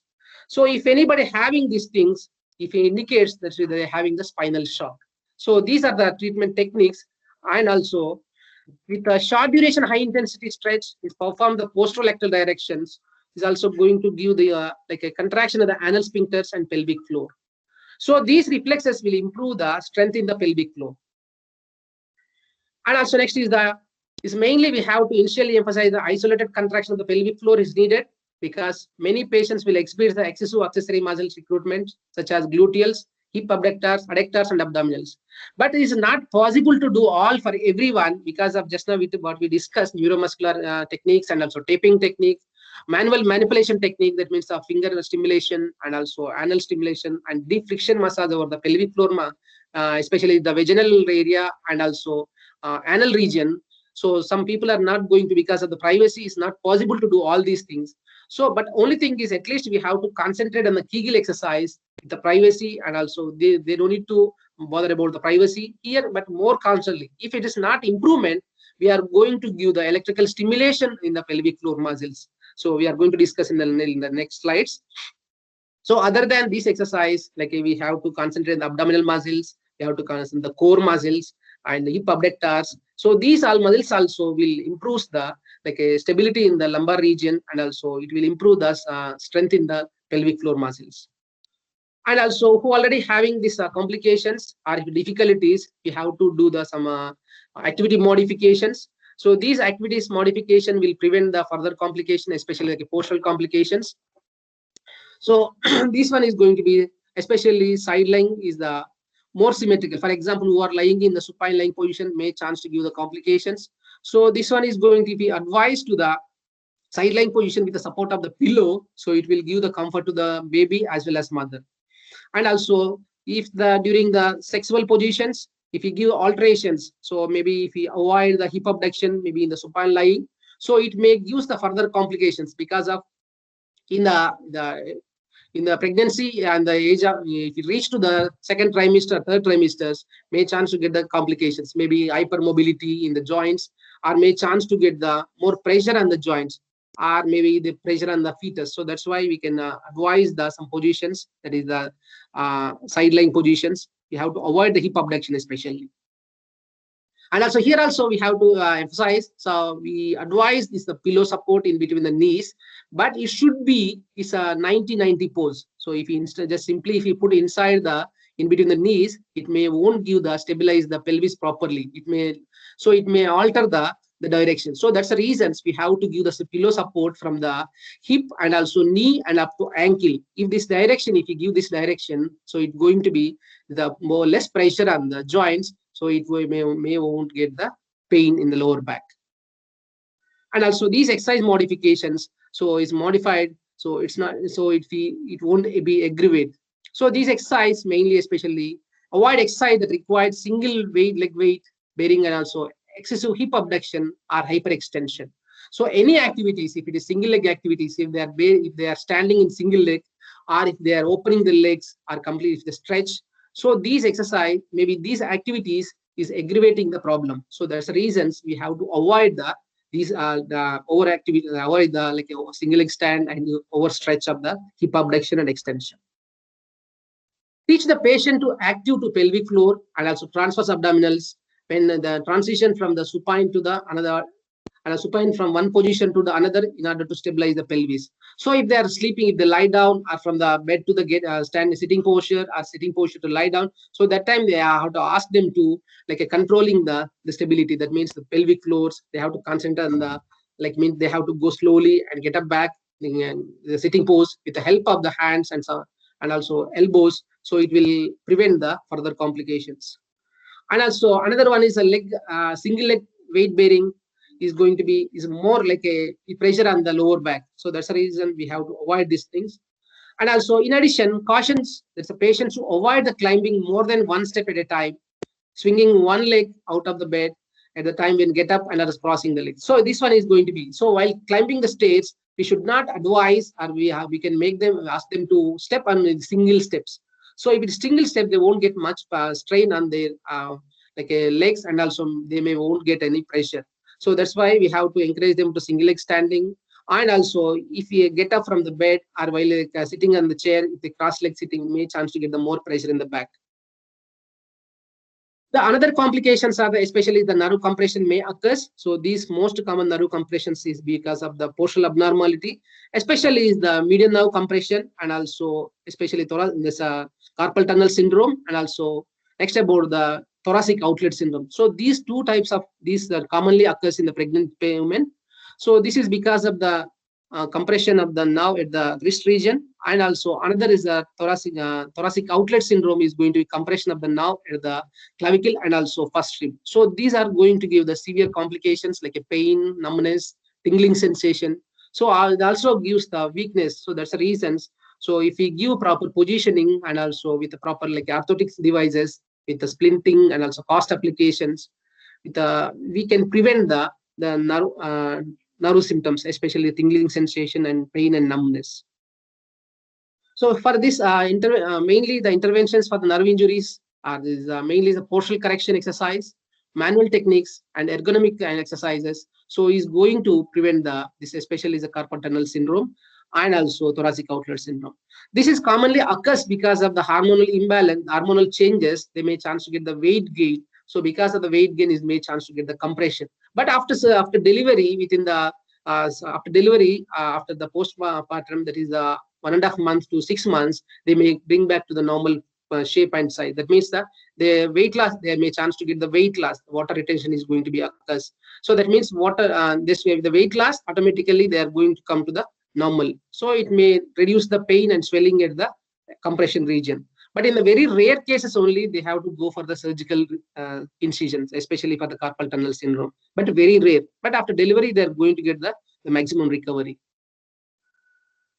So next, coming to the exercise for the uncomplicated pregnancy and postpartum. So is going to be, just now we discussed what are the exercises in the antenatal we can give. But in case of if any complications related to like a heart related like a cardiac problems or any related to the any other complications, we have to immediately stop the exercises. So especially we have to educate properly with the student and the participants. So educate your patients that increase the uterine is the cramping and also may occur the moderate activities. So before starting any exercise, so we have to educate properly. So because of activities may chance to get the contractions in the uterine, they may chance to get the cramps. So, but it's going to be stopped after the activity completed. So if they agree to this, after if information, so if they come to exercise, is okay, we can give the training properly. Or otherwise, some people are scared, they are able to practice. Nowadays, most of the countries, especially the Asian countries, they don't want to do all these exercises because of pregnancy, the precious time. If they do something wrong, they are going to get so many complications. But because of lack of awareness, if we give the proper awareness, we can give the proper education, and also we bring who already is a very fit in the normal before the pregnancy. So during the pregnancy also we can give the full fitness with all these exercises. And also this one is one more important thing is do not exceed the 5 minutes of supine position. So just now we discussed, if we give the supine lying exercises, may chance to get the compression in the inferior vena cava. And also educate the patients that compression of the vena cava also occurs with the motionless standing. So that means may chance to get the continuous standing also may chance to get. And also if in supine exercises, place a pillow wedge or any towel. If you use any towel or pillow, we can prevent the compression and this uterine contraction, or maybe we can prevent this inferior vena cava compression. So we can give the exercise, but we should not give more than 5 minutes. So that's the reason we can use the wedge, and also during the sleeping time and also during exercise time. And another complications are to avoid the effect of orthostatic hypotension. So we have to sometimes, if they continuously, if they sleep, or maybe if they get up from the supine lying to the standing positions, they may chance to get the giddiness, they may chance to get the like a difficulty, dizzy, and also unable to stand. So these type of complications may chance to get because of the continuous sleeping posture.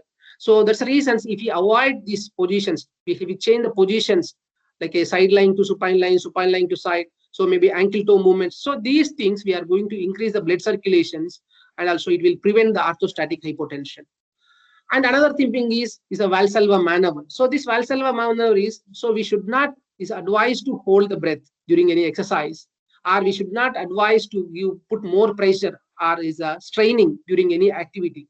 So if they do this like a overstraining or may chance to get the pressure inside the intra-abdominal wall, so may chance to give the damage to the uterus and also pelvic floor. And also, in addition, breath holding is a causes the stress. So that's why if anybody having any breath hold, so may chance to give the other complications to the cardiovascular system, or maybe the blood pressure and heart rate is going to be altered. So that's why during any exercise, we should not give the more pressure and also vigorous activities, and also we should not give the any like a over like a stress activities or challenging activities. While giving stretching and for the flexibility, so we should not give the like a, we should concentrate on the single like a symmetric one. And if any stretching one, if any tight muscle only, we have to give the stretching. And also this, we should not give the asymmetric stretching. So stretching is we should not, we have to concentrate on only one particular group of the muscles. We should not concentrate like a whole. So that's why if any, for example, shoulder like a adductor tightness, we have to concentrate on the shoulder adductors. If you give combined together shoulder adductors and external rotator together, they are going to get the discomfort, they are going to make chance because of this ligament laxity, because of this hormonal imbalance, this may chance to get the cramps in the under part of the body. So that's why we have to concentrate on the single group of the muscles. And also we have to avoid the ballistic movements. So we should not give the like a jerky movements or complete ballistic movements. So, and also do not allow any joints to be taken beyond the normal physiological range. So if we know the normal range, for example, hip flexion, what is the range of hip flexion, or maybe is 110. So we should not go beyond if you see the hip flexion, we should not go beyond. So that means, why means because of already is the hormonal imbalance, may chance to get the ligament laxity. If you give stretch more, so may chance to get the instability and also may give the severe pain. And also next about the, while giving the hamstring adductor stretching, so we have to follow while giving the hamstring adductors. So if you open the like a hip, may chance to get the other like a stretch or pressure in the hip, so may gives the pelvic floor like a disturbance. So overstretching of these muscles can increasing the pelvic instability and also hypermobility. So that's the reason we have to know all these cautions, then only we can give the physiotherapy. So muscle performance and also recommendations. So here is going to be pelvic floor training, general strengthening, and also cardiopulmonary condition. We have to not only concentrate on the peculiar muscles, for example, if any back pain, we have to concentrate on the general mobility also, general mobility and also cardiopulmonary fitness also. So in this one, we have to keep in mind interventions programs, the most modalities are contraindicated. So that's the reason we have to give any we should not use any modalities. And also only we have to use the superficial heat and ice, and we can use the muscle energy techniques. So this is a very, very important, and also this will improve the muscle strength. If any muscle weakness, these techniques will enhance the like our posture, we can give the like a stability. This sometimes electrical stimulation may be added, but we can not in the prenatal, not in the antenatal. We can give this electrical stimulation post pregnancy, this is a postnatal. So if recovery, if the pelvic floor muscles is not getting improvement, we can give this electrical stimulation for the pelvic floor muscles. And also ultrasound may be useful in case of poor episiotomy healing. So these exercises and also these modalities, but in the post like a post period.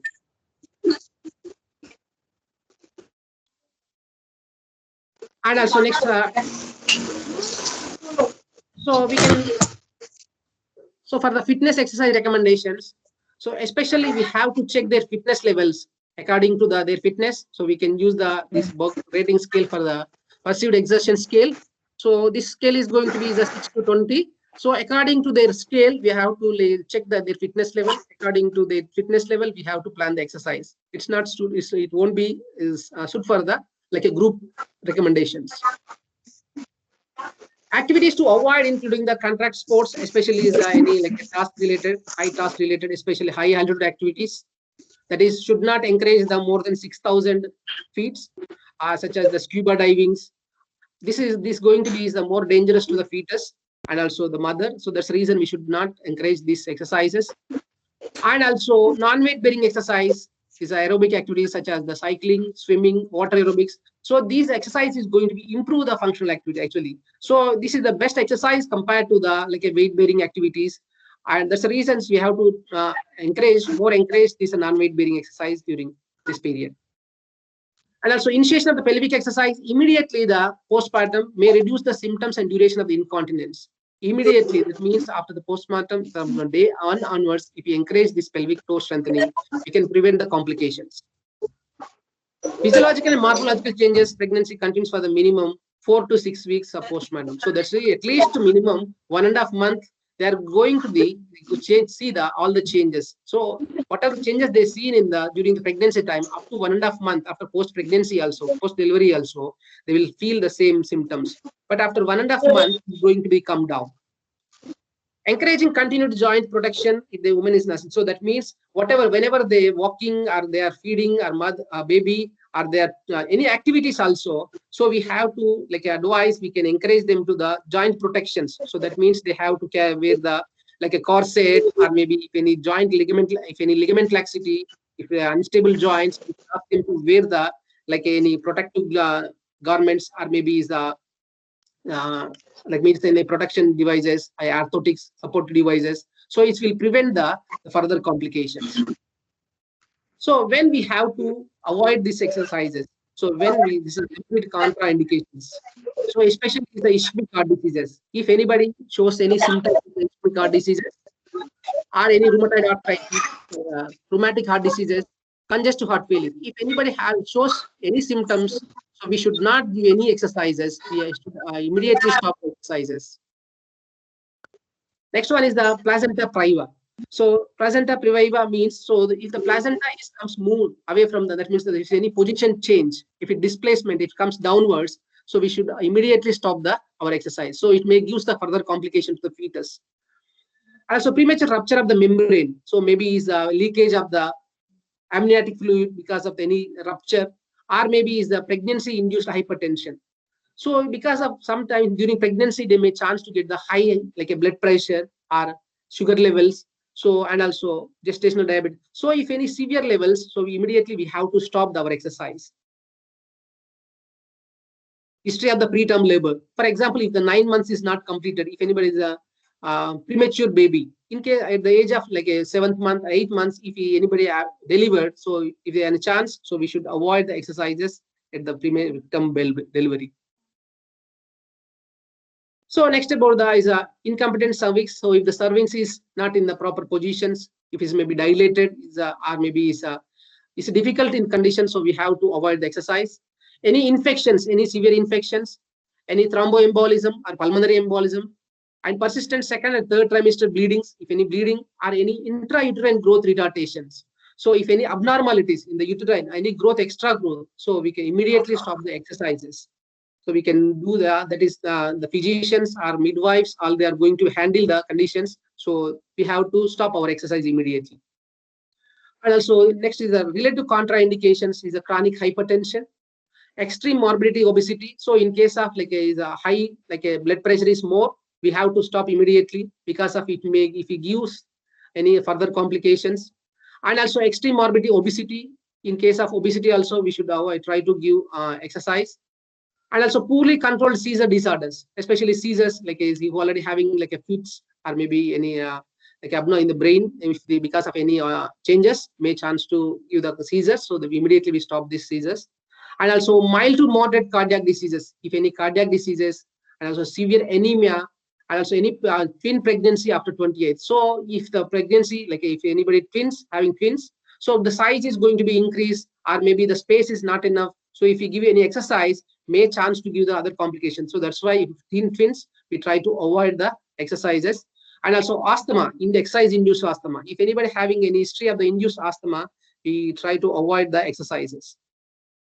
So when to stop? Immediately stop the exercises. So these exercises are if anybody having the shortness of the breath, or chest pain or palpitations, or any painful uterine contractions, dizziness or pre-syncope, vaginal bleeding, excessive feeding, abdominal pain, and reduced fatal movements. And also next about the leakage of amniotic fluid. So if any symptoms, if we see any symptoms during your exercise, so we should immediately stop the exercise.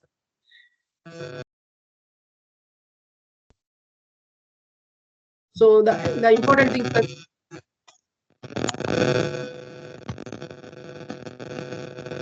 so the effective the posture ergonomics. So these postures are going to prevent the further complications, especially lying position.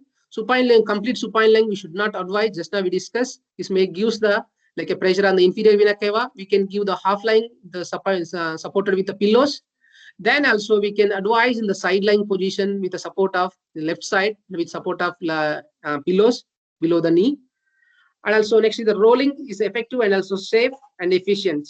So this going to be is a more safe and also it prevent the stress on the uterine uterus as well as the inferior vena cava.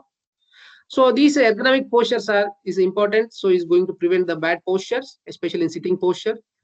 And also it makes about the coming to the walking posture. So should not like a carry if we use any belt supported device also we should not put any hands over the fetus. So most of the people if they want to stand they're going to put more pressure on the tummy, so it may use the further complications. So that's why we should encourage them to stand without support with should not place the hands over the fetus or maybe tummy. So next one is by lifting any heavy objects or maybe any objects from the ground. So we should not encourage from direct bending. So we can ask them to bend the knees or maybe squatting pose. From the squatting pose, ask them to stand. So these exercise, these ergonomic positions will prevent the complications. So and also another complication is the pregnancy-induced is hypertension, that is eclampsia. So this is going to be is only thing is we should not give much any exercises here. Here we can advise them to the bed rest. So because of is going to give the further complications. So coming to the postnatal care. So postnatal care is very, very important after delivery. So here the postnatal period is the period allowing the delivery during which the new mother body begins to recover and return to normal. So but up to 1.5 months, they're going to feel the same symptoms how they are in the like during the natal time, but is going to change after the 1.5 months is going to be changed. So here what is our physiotherapist role is introducing the exercise and relaxation program. So and also is assisting the new mothers in the physical recovery. So previously during the natal time, that is during the post period of pregnancy, so they are going to change the so many hormonal changes because of the heaviness, because of the obesity, this all these things. So body is going to be changed, completely altered, the function is going to be altered. But here we are going to bring back to the normal. So here also restoration of the muscle strength and tone, treatment of the musculoskeletal problems, teaching the correct ergonomics for the breastfeeding and also handling the baby and the household chores.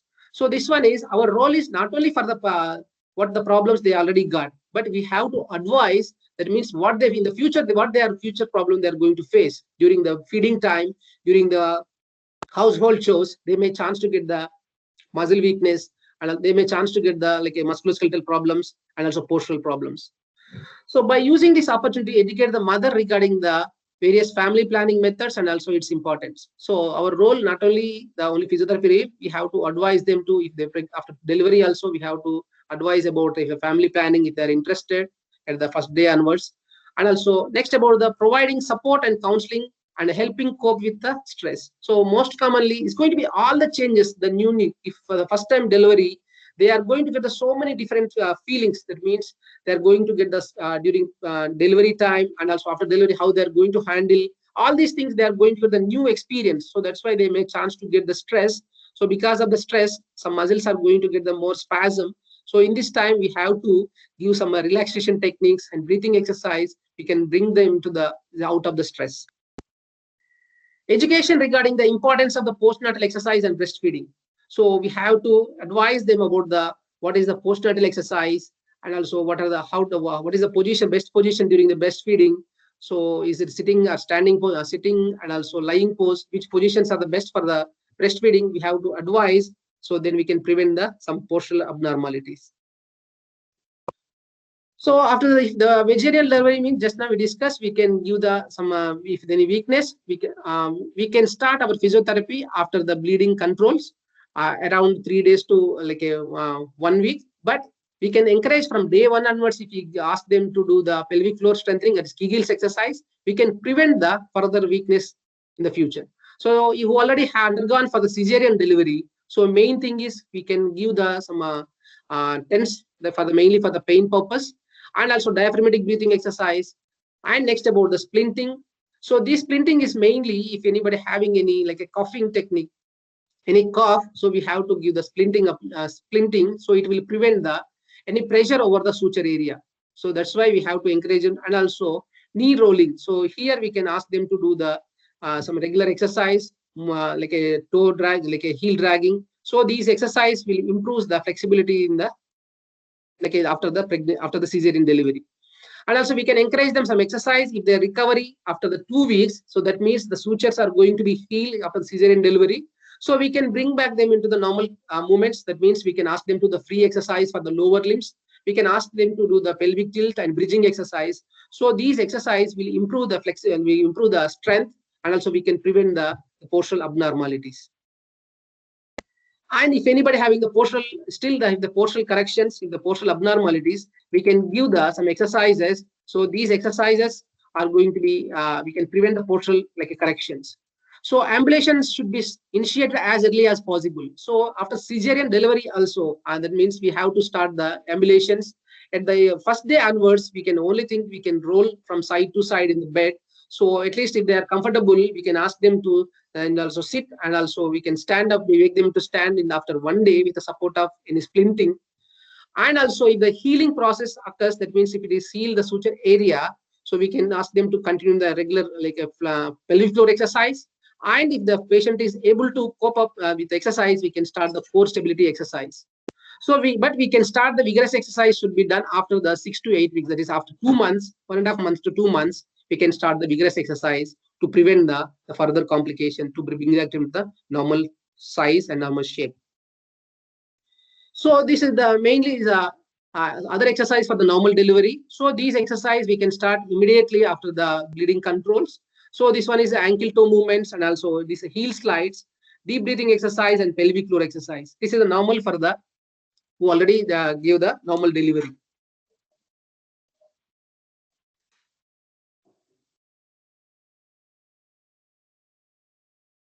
So we can improve the flexibility with all these gluteal sets. Especially we can bring back in the supine lying position, ask them to squeeze the gluteal muscles and relax it. So these are isometric contractions of the gluteal muscles will improve the strength in the gluteal muscles. And if we improve the flexibility, we can ask them to do the single leg to knee chest. So that means ask them to bend the knee towards the chest. So it's going to be improve the flexibility in the hip, as well as we can prevent these activities are going to be improve the blood circulation, improve the complications such as the DVT and also pulmonary embolism. So these exercise and also cat and camel exercise, just we discussed. So this exercise also improves the stabilization, improves the strength in the lower back, as well as even improve the strength in the upper limbs. So this and also improve the range of movement with the SLR exercise. So these are going to be strengthening to the, it helpful to the strength in the lower abdominals. So these will exercise will improve the like a confidence, and also they become we can bring back them into the normal stage. So that means before the delivery, how they were the fit, we can bring back to the normal stage. So these exercise we can, if the normal delivery after 2 weeks, we can bring we can give the normal exercise with like a leg raising and also isometric abdominal exercise. So these exercise will improve the like a strength in the abdominal. We can prevent the postural abnormalities. So other with this one, we can, if the patient is able to cooperate, if they're able to do exercise, if they're cooperate without any complications. If any complication, we should not give all these exercise. But if without complications, we can increase the like a pelvic bridging activities with the variations with a Swiss ball, or maybe in the extension position and also leg flexion position. So this is going to be improves the strength in the gluteal muscles as well as the pelvic floor muscles. And also we can give the, if anybody having any like a back, still if they are not getting the recovery from the back pain, we can advise the back strengthening exercise. So back strengthening exercise, if difficult to like if they are having any like a incision pain or anything, we can ask them to do with the ball support. or we can give with this exercise we can improve the strength in the lower back and also improve the core strength. So if we improve the back as well as core strength, we can prevent this musculoskeletal issues, especially lower back and sacroiliac joint.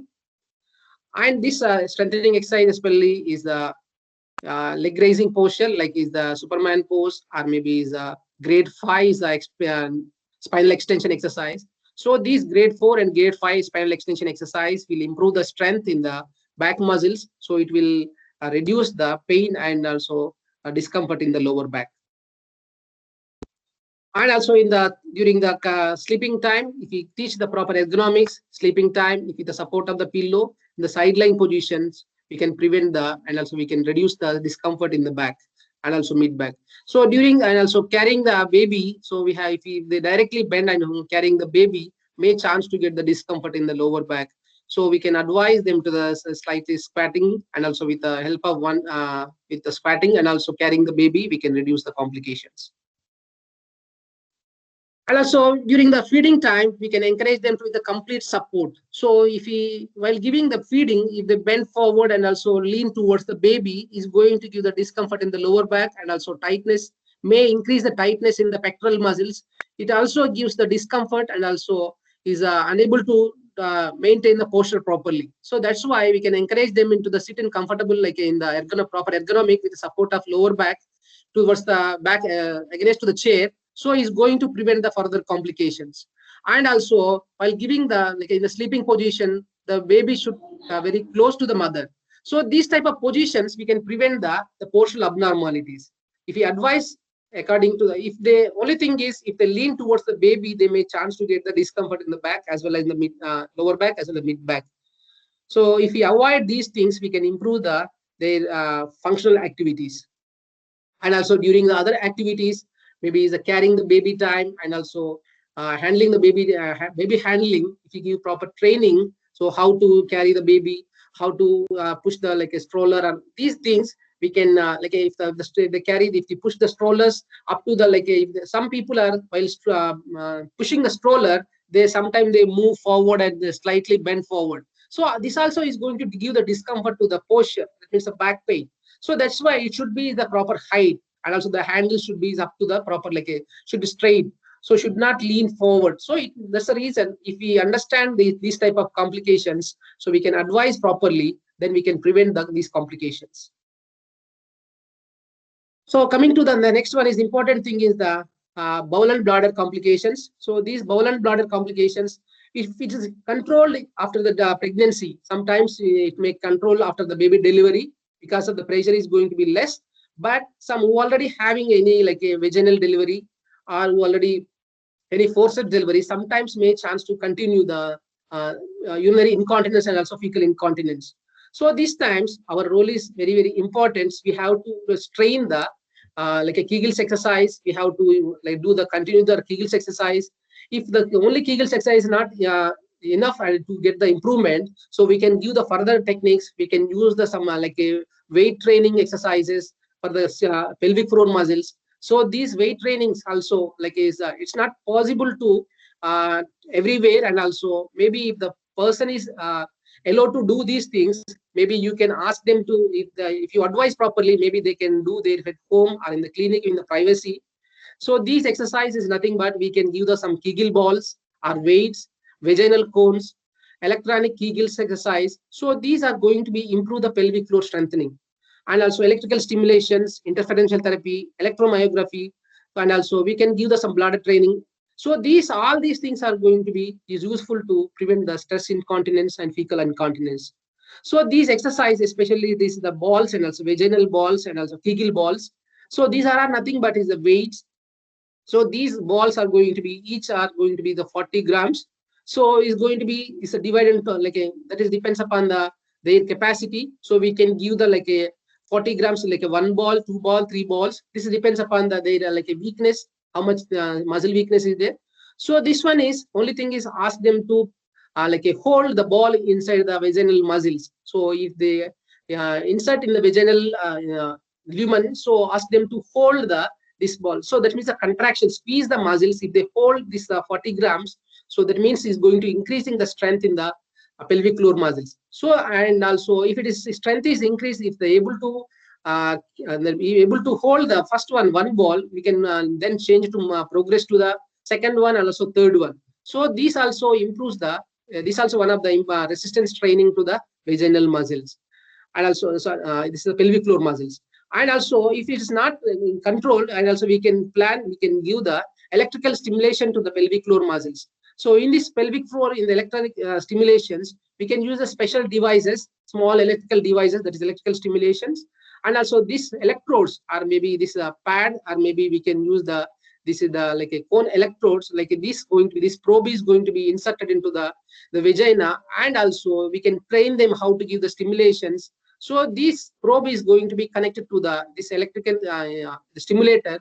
So depends upon the stimulations, that depends upon the like a uh, contractions. So we have to encourage them to do the electrical stimulations. But it's not possible to all the for everyone. Some people are not agree to do all these things.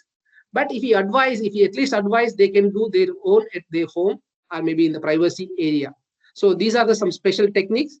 And also another complication in the post pregnancy, they may chance to get the constipation. So for this one is we can give some like a mobility exercise. We can like some proper education about the constipation, like a intestinal mobility. So how to improve the like mobility, or maybe is the proper diet from the dietitian, or with so all the physicians, they are going to give some special medications, or especially is the like to prevent the constipation. So that is if they, because of if they're having this constipation continuously, again they have to strain, and like they have to put more strain during the defecation.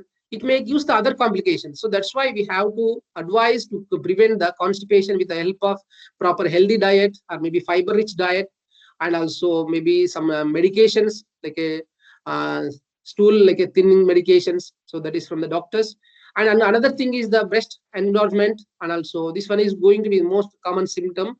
If the baby unable to take the milk completely, so may chance to get the breast is going to be tight, and also very like a hard swelling, maybe get the swelling. So that time their mother is going to get the severe like a pain, and also tingling sensation. So different like a heaviness. So these things we are going to like prevent with our ice application, and also maybe we can advise apply the ice pack, or maybe hot packs. So these going to be prevent the like a swelling and also pain, and also mastitis, and also tender and crackle nipples. So these are all these things are we can give, if we maintain like a with ice application. If we give ice application, we can prevent the swelling, and also we can prevent the complications.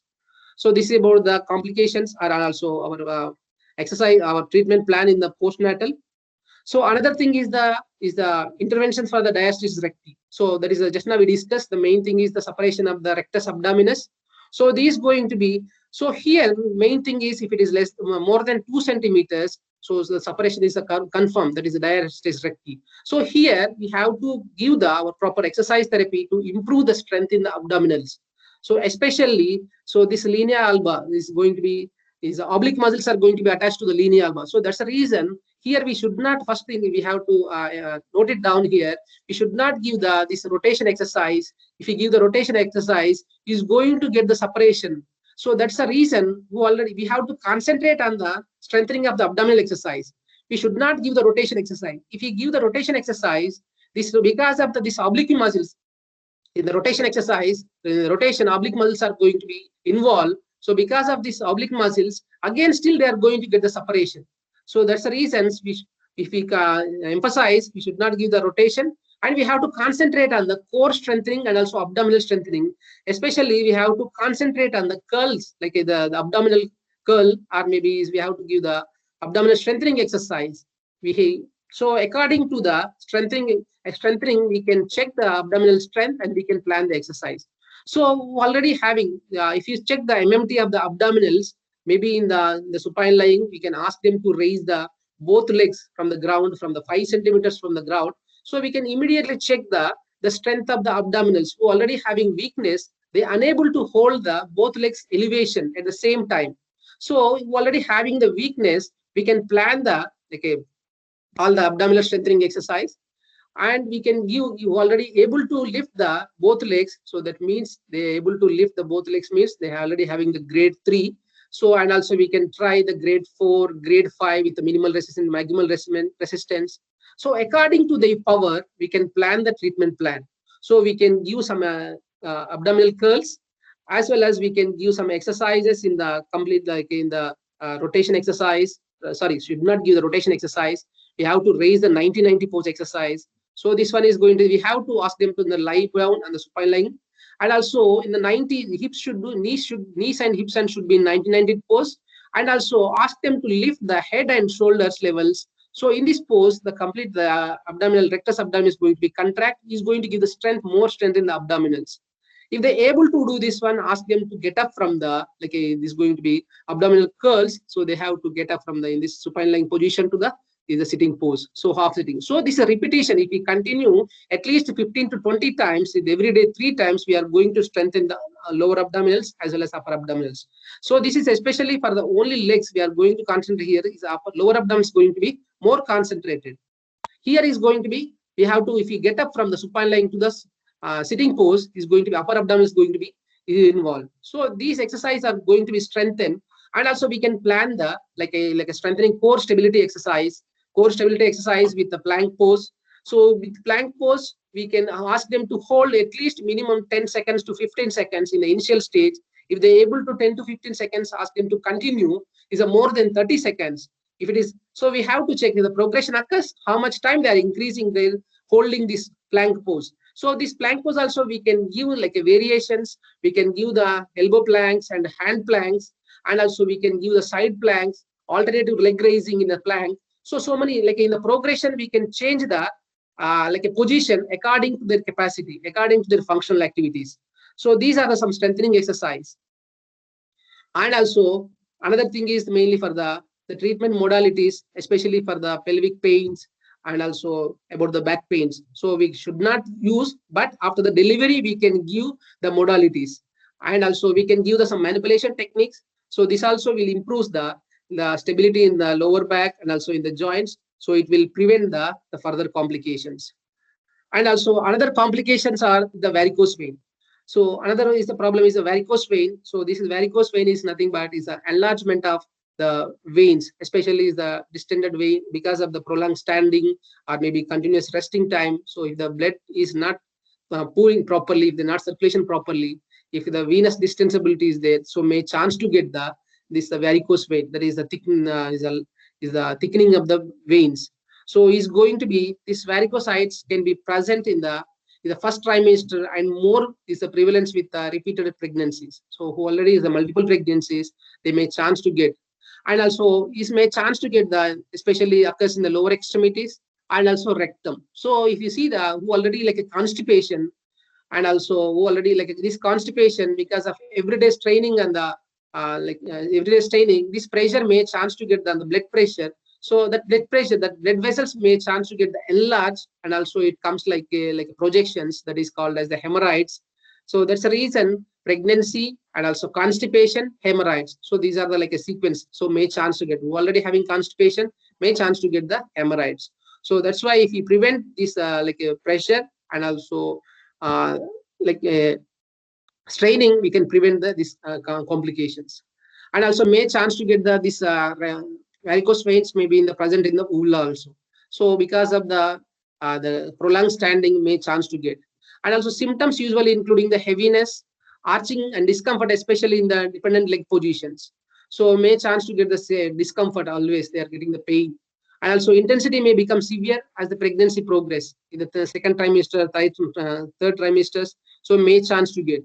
So and also this going to be increased in case of DVT, the thrombus may form in if it is progressed to in the varicose vein. So in this one, our role is mainly we have to give the advise the compressive garments, and also our regular exercises, the ankle toe movements and also leg raising movements. So these exercise we can prevent the DVT formations, and also we can prevent the not only the legs, we are going to get in the uvula also, we have to give the separate interventions. So here also elastic supports, especially we shall Dravi the is a pressure gradients, the support devices. So this is going to prevent the DVT. And also in case of the uvula varicose vein, it is uvular. So in case of in the groin region, if any varicose vein, so it's difficult to apply this apply the crib bandages and also apply the pressure garments. So for this uvular like varicositis, the special garments are there, the special paddings also there. So with the support, we can apply these paddings to give the more pressure to the particular area as the distended area. So if this one, if we stabilize this varicose vein, we can prevent the complication, especially the DVT. So another complication is joint laxity. So because of this hormonal and also because of this relaxin hormone, may chance to get the. So we have to advise and educate the proper joint care measures. So these things, if we educate properly, we can prevent the complications. So we can give some modification exercise, which are the like a stretching exercise or maybe the more flexibility exercise. We ask them to avoid the over pressure over the joints. And also aerobic exercise, very, very important to bring back in the normal shape and size. So, and also this aerobic exercise also mainly is the non-weight bearing. If you advise like a swimming exercise and also water aerobics will helpful than the weight bearing activities. And not only these exercise, we have to promote the healthy lifestyle. Main thing is the prenatal advices and also next diet, personal hygiene, use of the drugs and alcohol and smoking and hair travel. So that means all these things during our period, most of the time the women is going to be like if they are taking the antenatal and postnatal care also, they are going to spend more time with physiotherapists or healthcare providers, midwives compared to the doctors. So that's why we have to concentrate on the educational lifestyle, like healthy lifestyle. So we have to advise because of if they take the improper diet or like a fast foods, all these things, again they may chance to get the other complications, especially like just now we discussed about the constipation. So because it's going to give the another complication. That's why we have to encourage them to the like a healthy lifestyle, the healthy diet, and also alcohol and smoking. Who already having any habits of alcohol and smoking, so smoking they ask to stop. If they're having alcohol, at least like a moderate alcohol, we can prevent the complications. So that is about the complications. And also if a summary, if you see all the antenatal and postnatal, only thing is we have to concentrate. If the patient comes, if the person comes, if the woman comes to the antenatal care and postnatal care, anything else. So first thing is we have to concentrate on the warm-up sessions and also stretching and also postural alignment. We have to train properly, and also aerobic activities we have to concentrate, and we have to improve the cardiovascular conditioning, postural exercise. After that, we have to concentrate the cool down exercise, pelvic floor exercise, relaxation techniques, and also labor and delivery techniques, and educational information, postmortem exercise. So these are all these things we have to train properly. So then only we can bring back into the antenatal to the postnatal to the, we can bring back to the normal women like how before the pregnancy. So that is our physiotherapist role. Not only physiotherapists who already want to get from the antenatal to postnatal, from the normal to the normal. So we can, if we use all these things, we can bring back to the normal. So that is about today's antenatal and postnatal.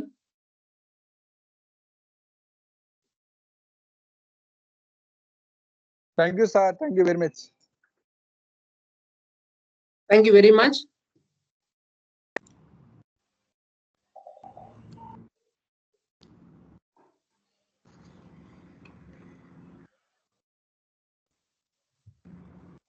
Thank you, sir. Thank you very much for the very wide and detailed talk. If you have any doubts, please raise your question, please.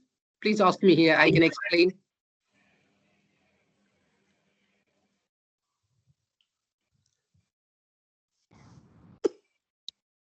We have a Q&A session now. So if you have any questions to ask Mr. Ravi, please unmute your microphone. Unmute your microphone and you can ask your question. If you have a very poor internet connection, you can please message your questions to us.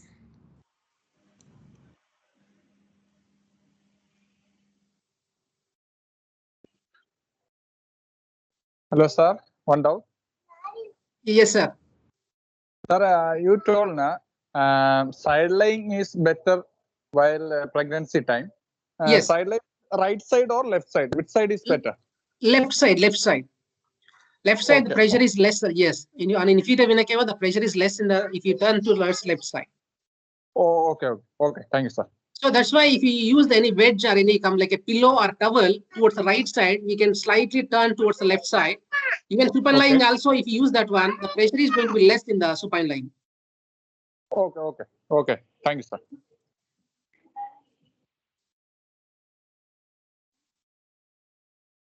Any other doubts? Actually, this topic is very vast. I tried to finish it. Actually, I compressed this a lot. I didn't explain much, actually, as much as covered, but it will be like a 3 days course. Actually, the antenatal and postnatal physiotherapy, the training, all these things, it will like a 3 days course. Okay, please, can raise any question?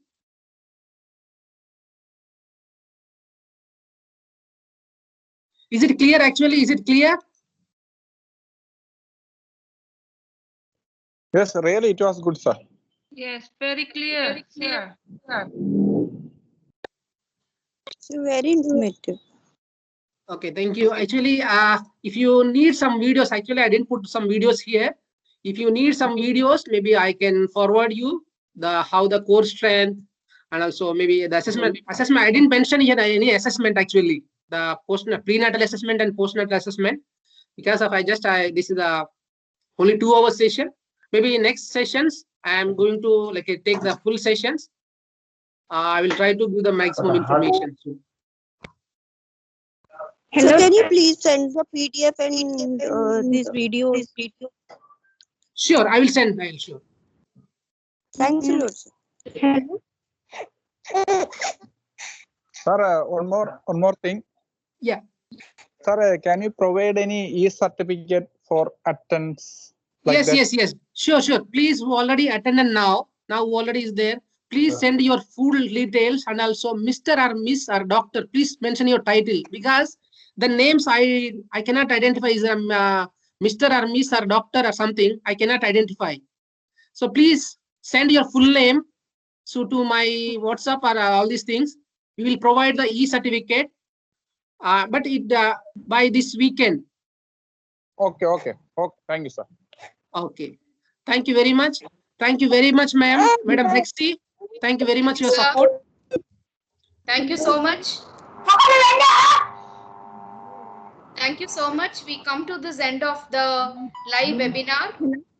If you have any questions, please direct all your questions to Mr. Ravi. You can also email your questions to Mr. Ravi. And if you also require further assistance regarding the 3-day course, you please let us know. When we form a group, we can also have the 3 days course conducted by Mr. Ravi in future.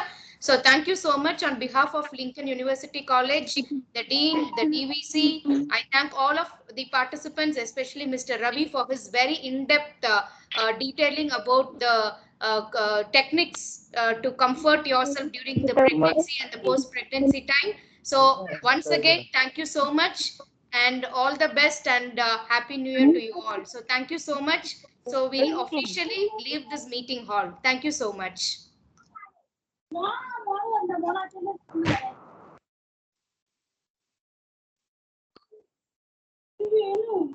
Thanks a lot.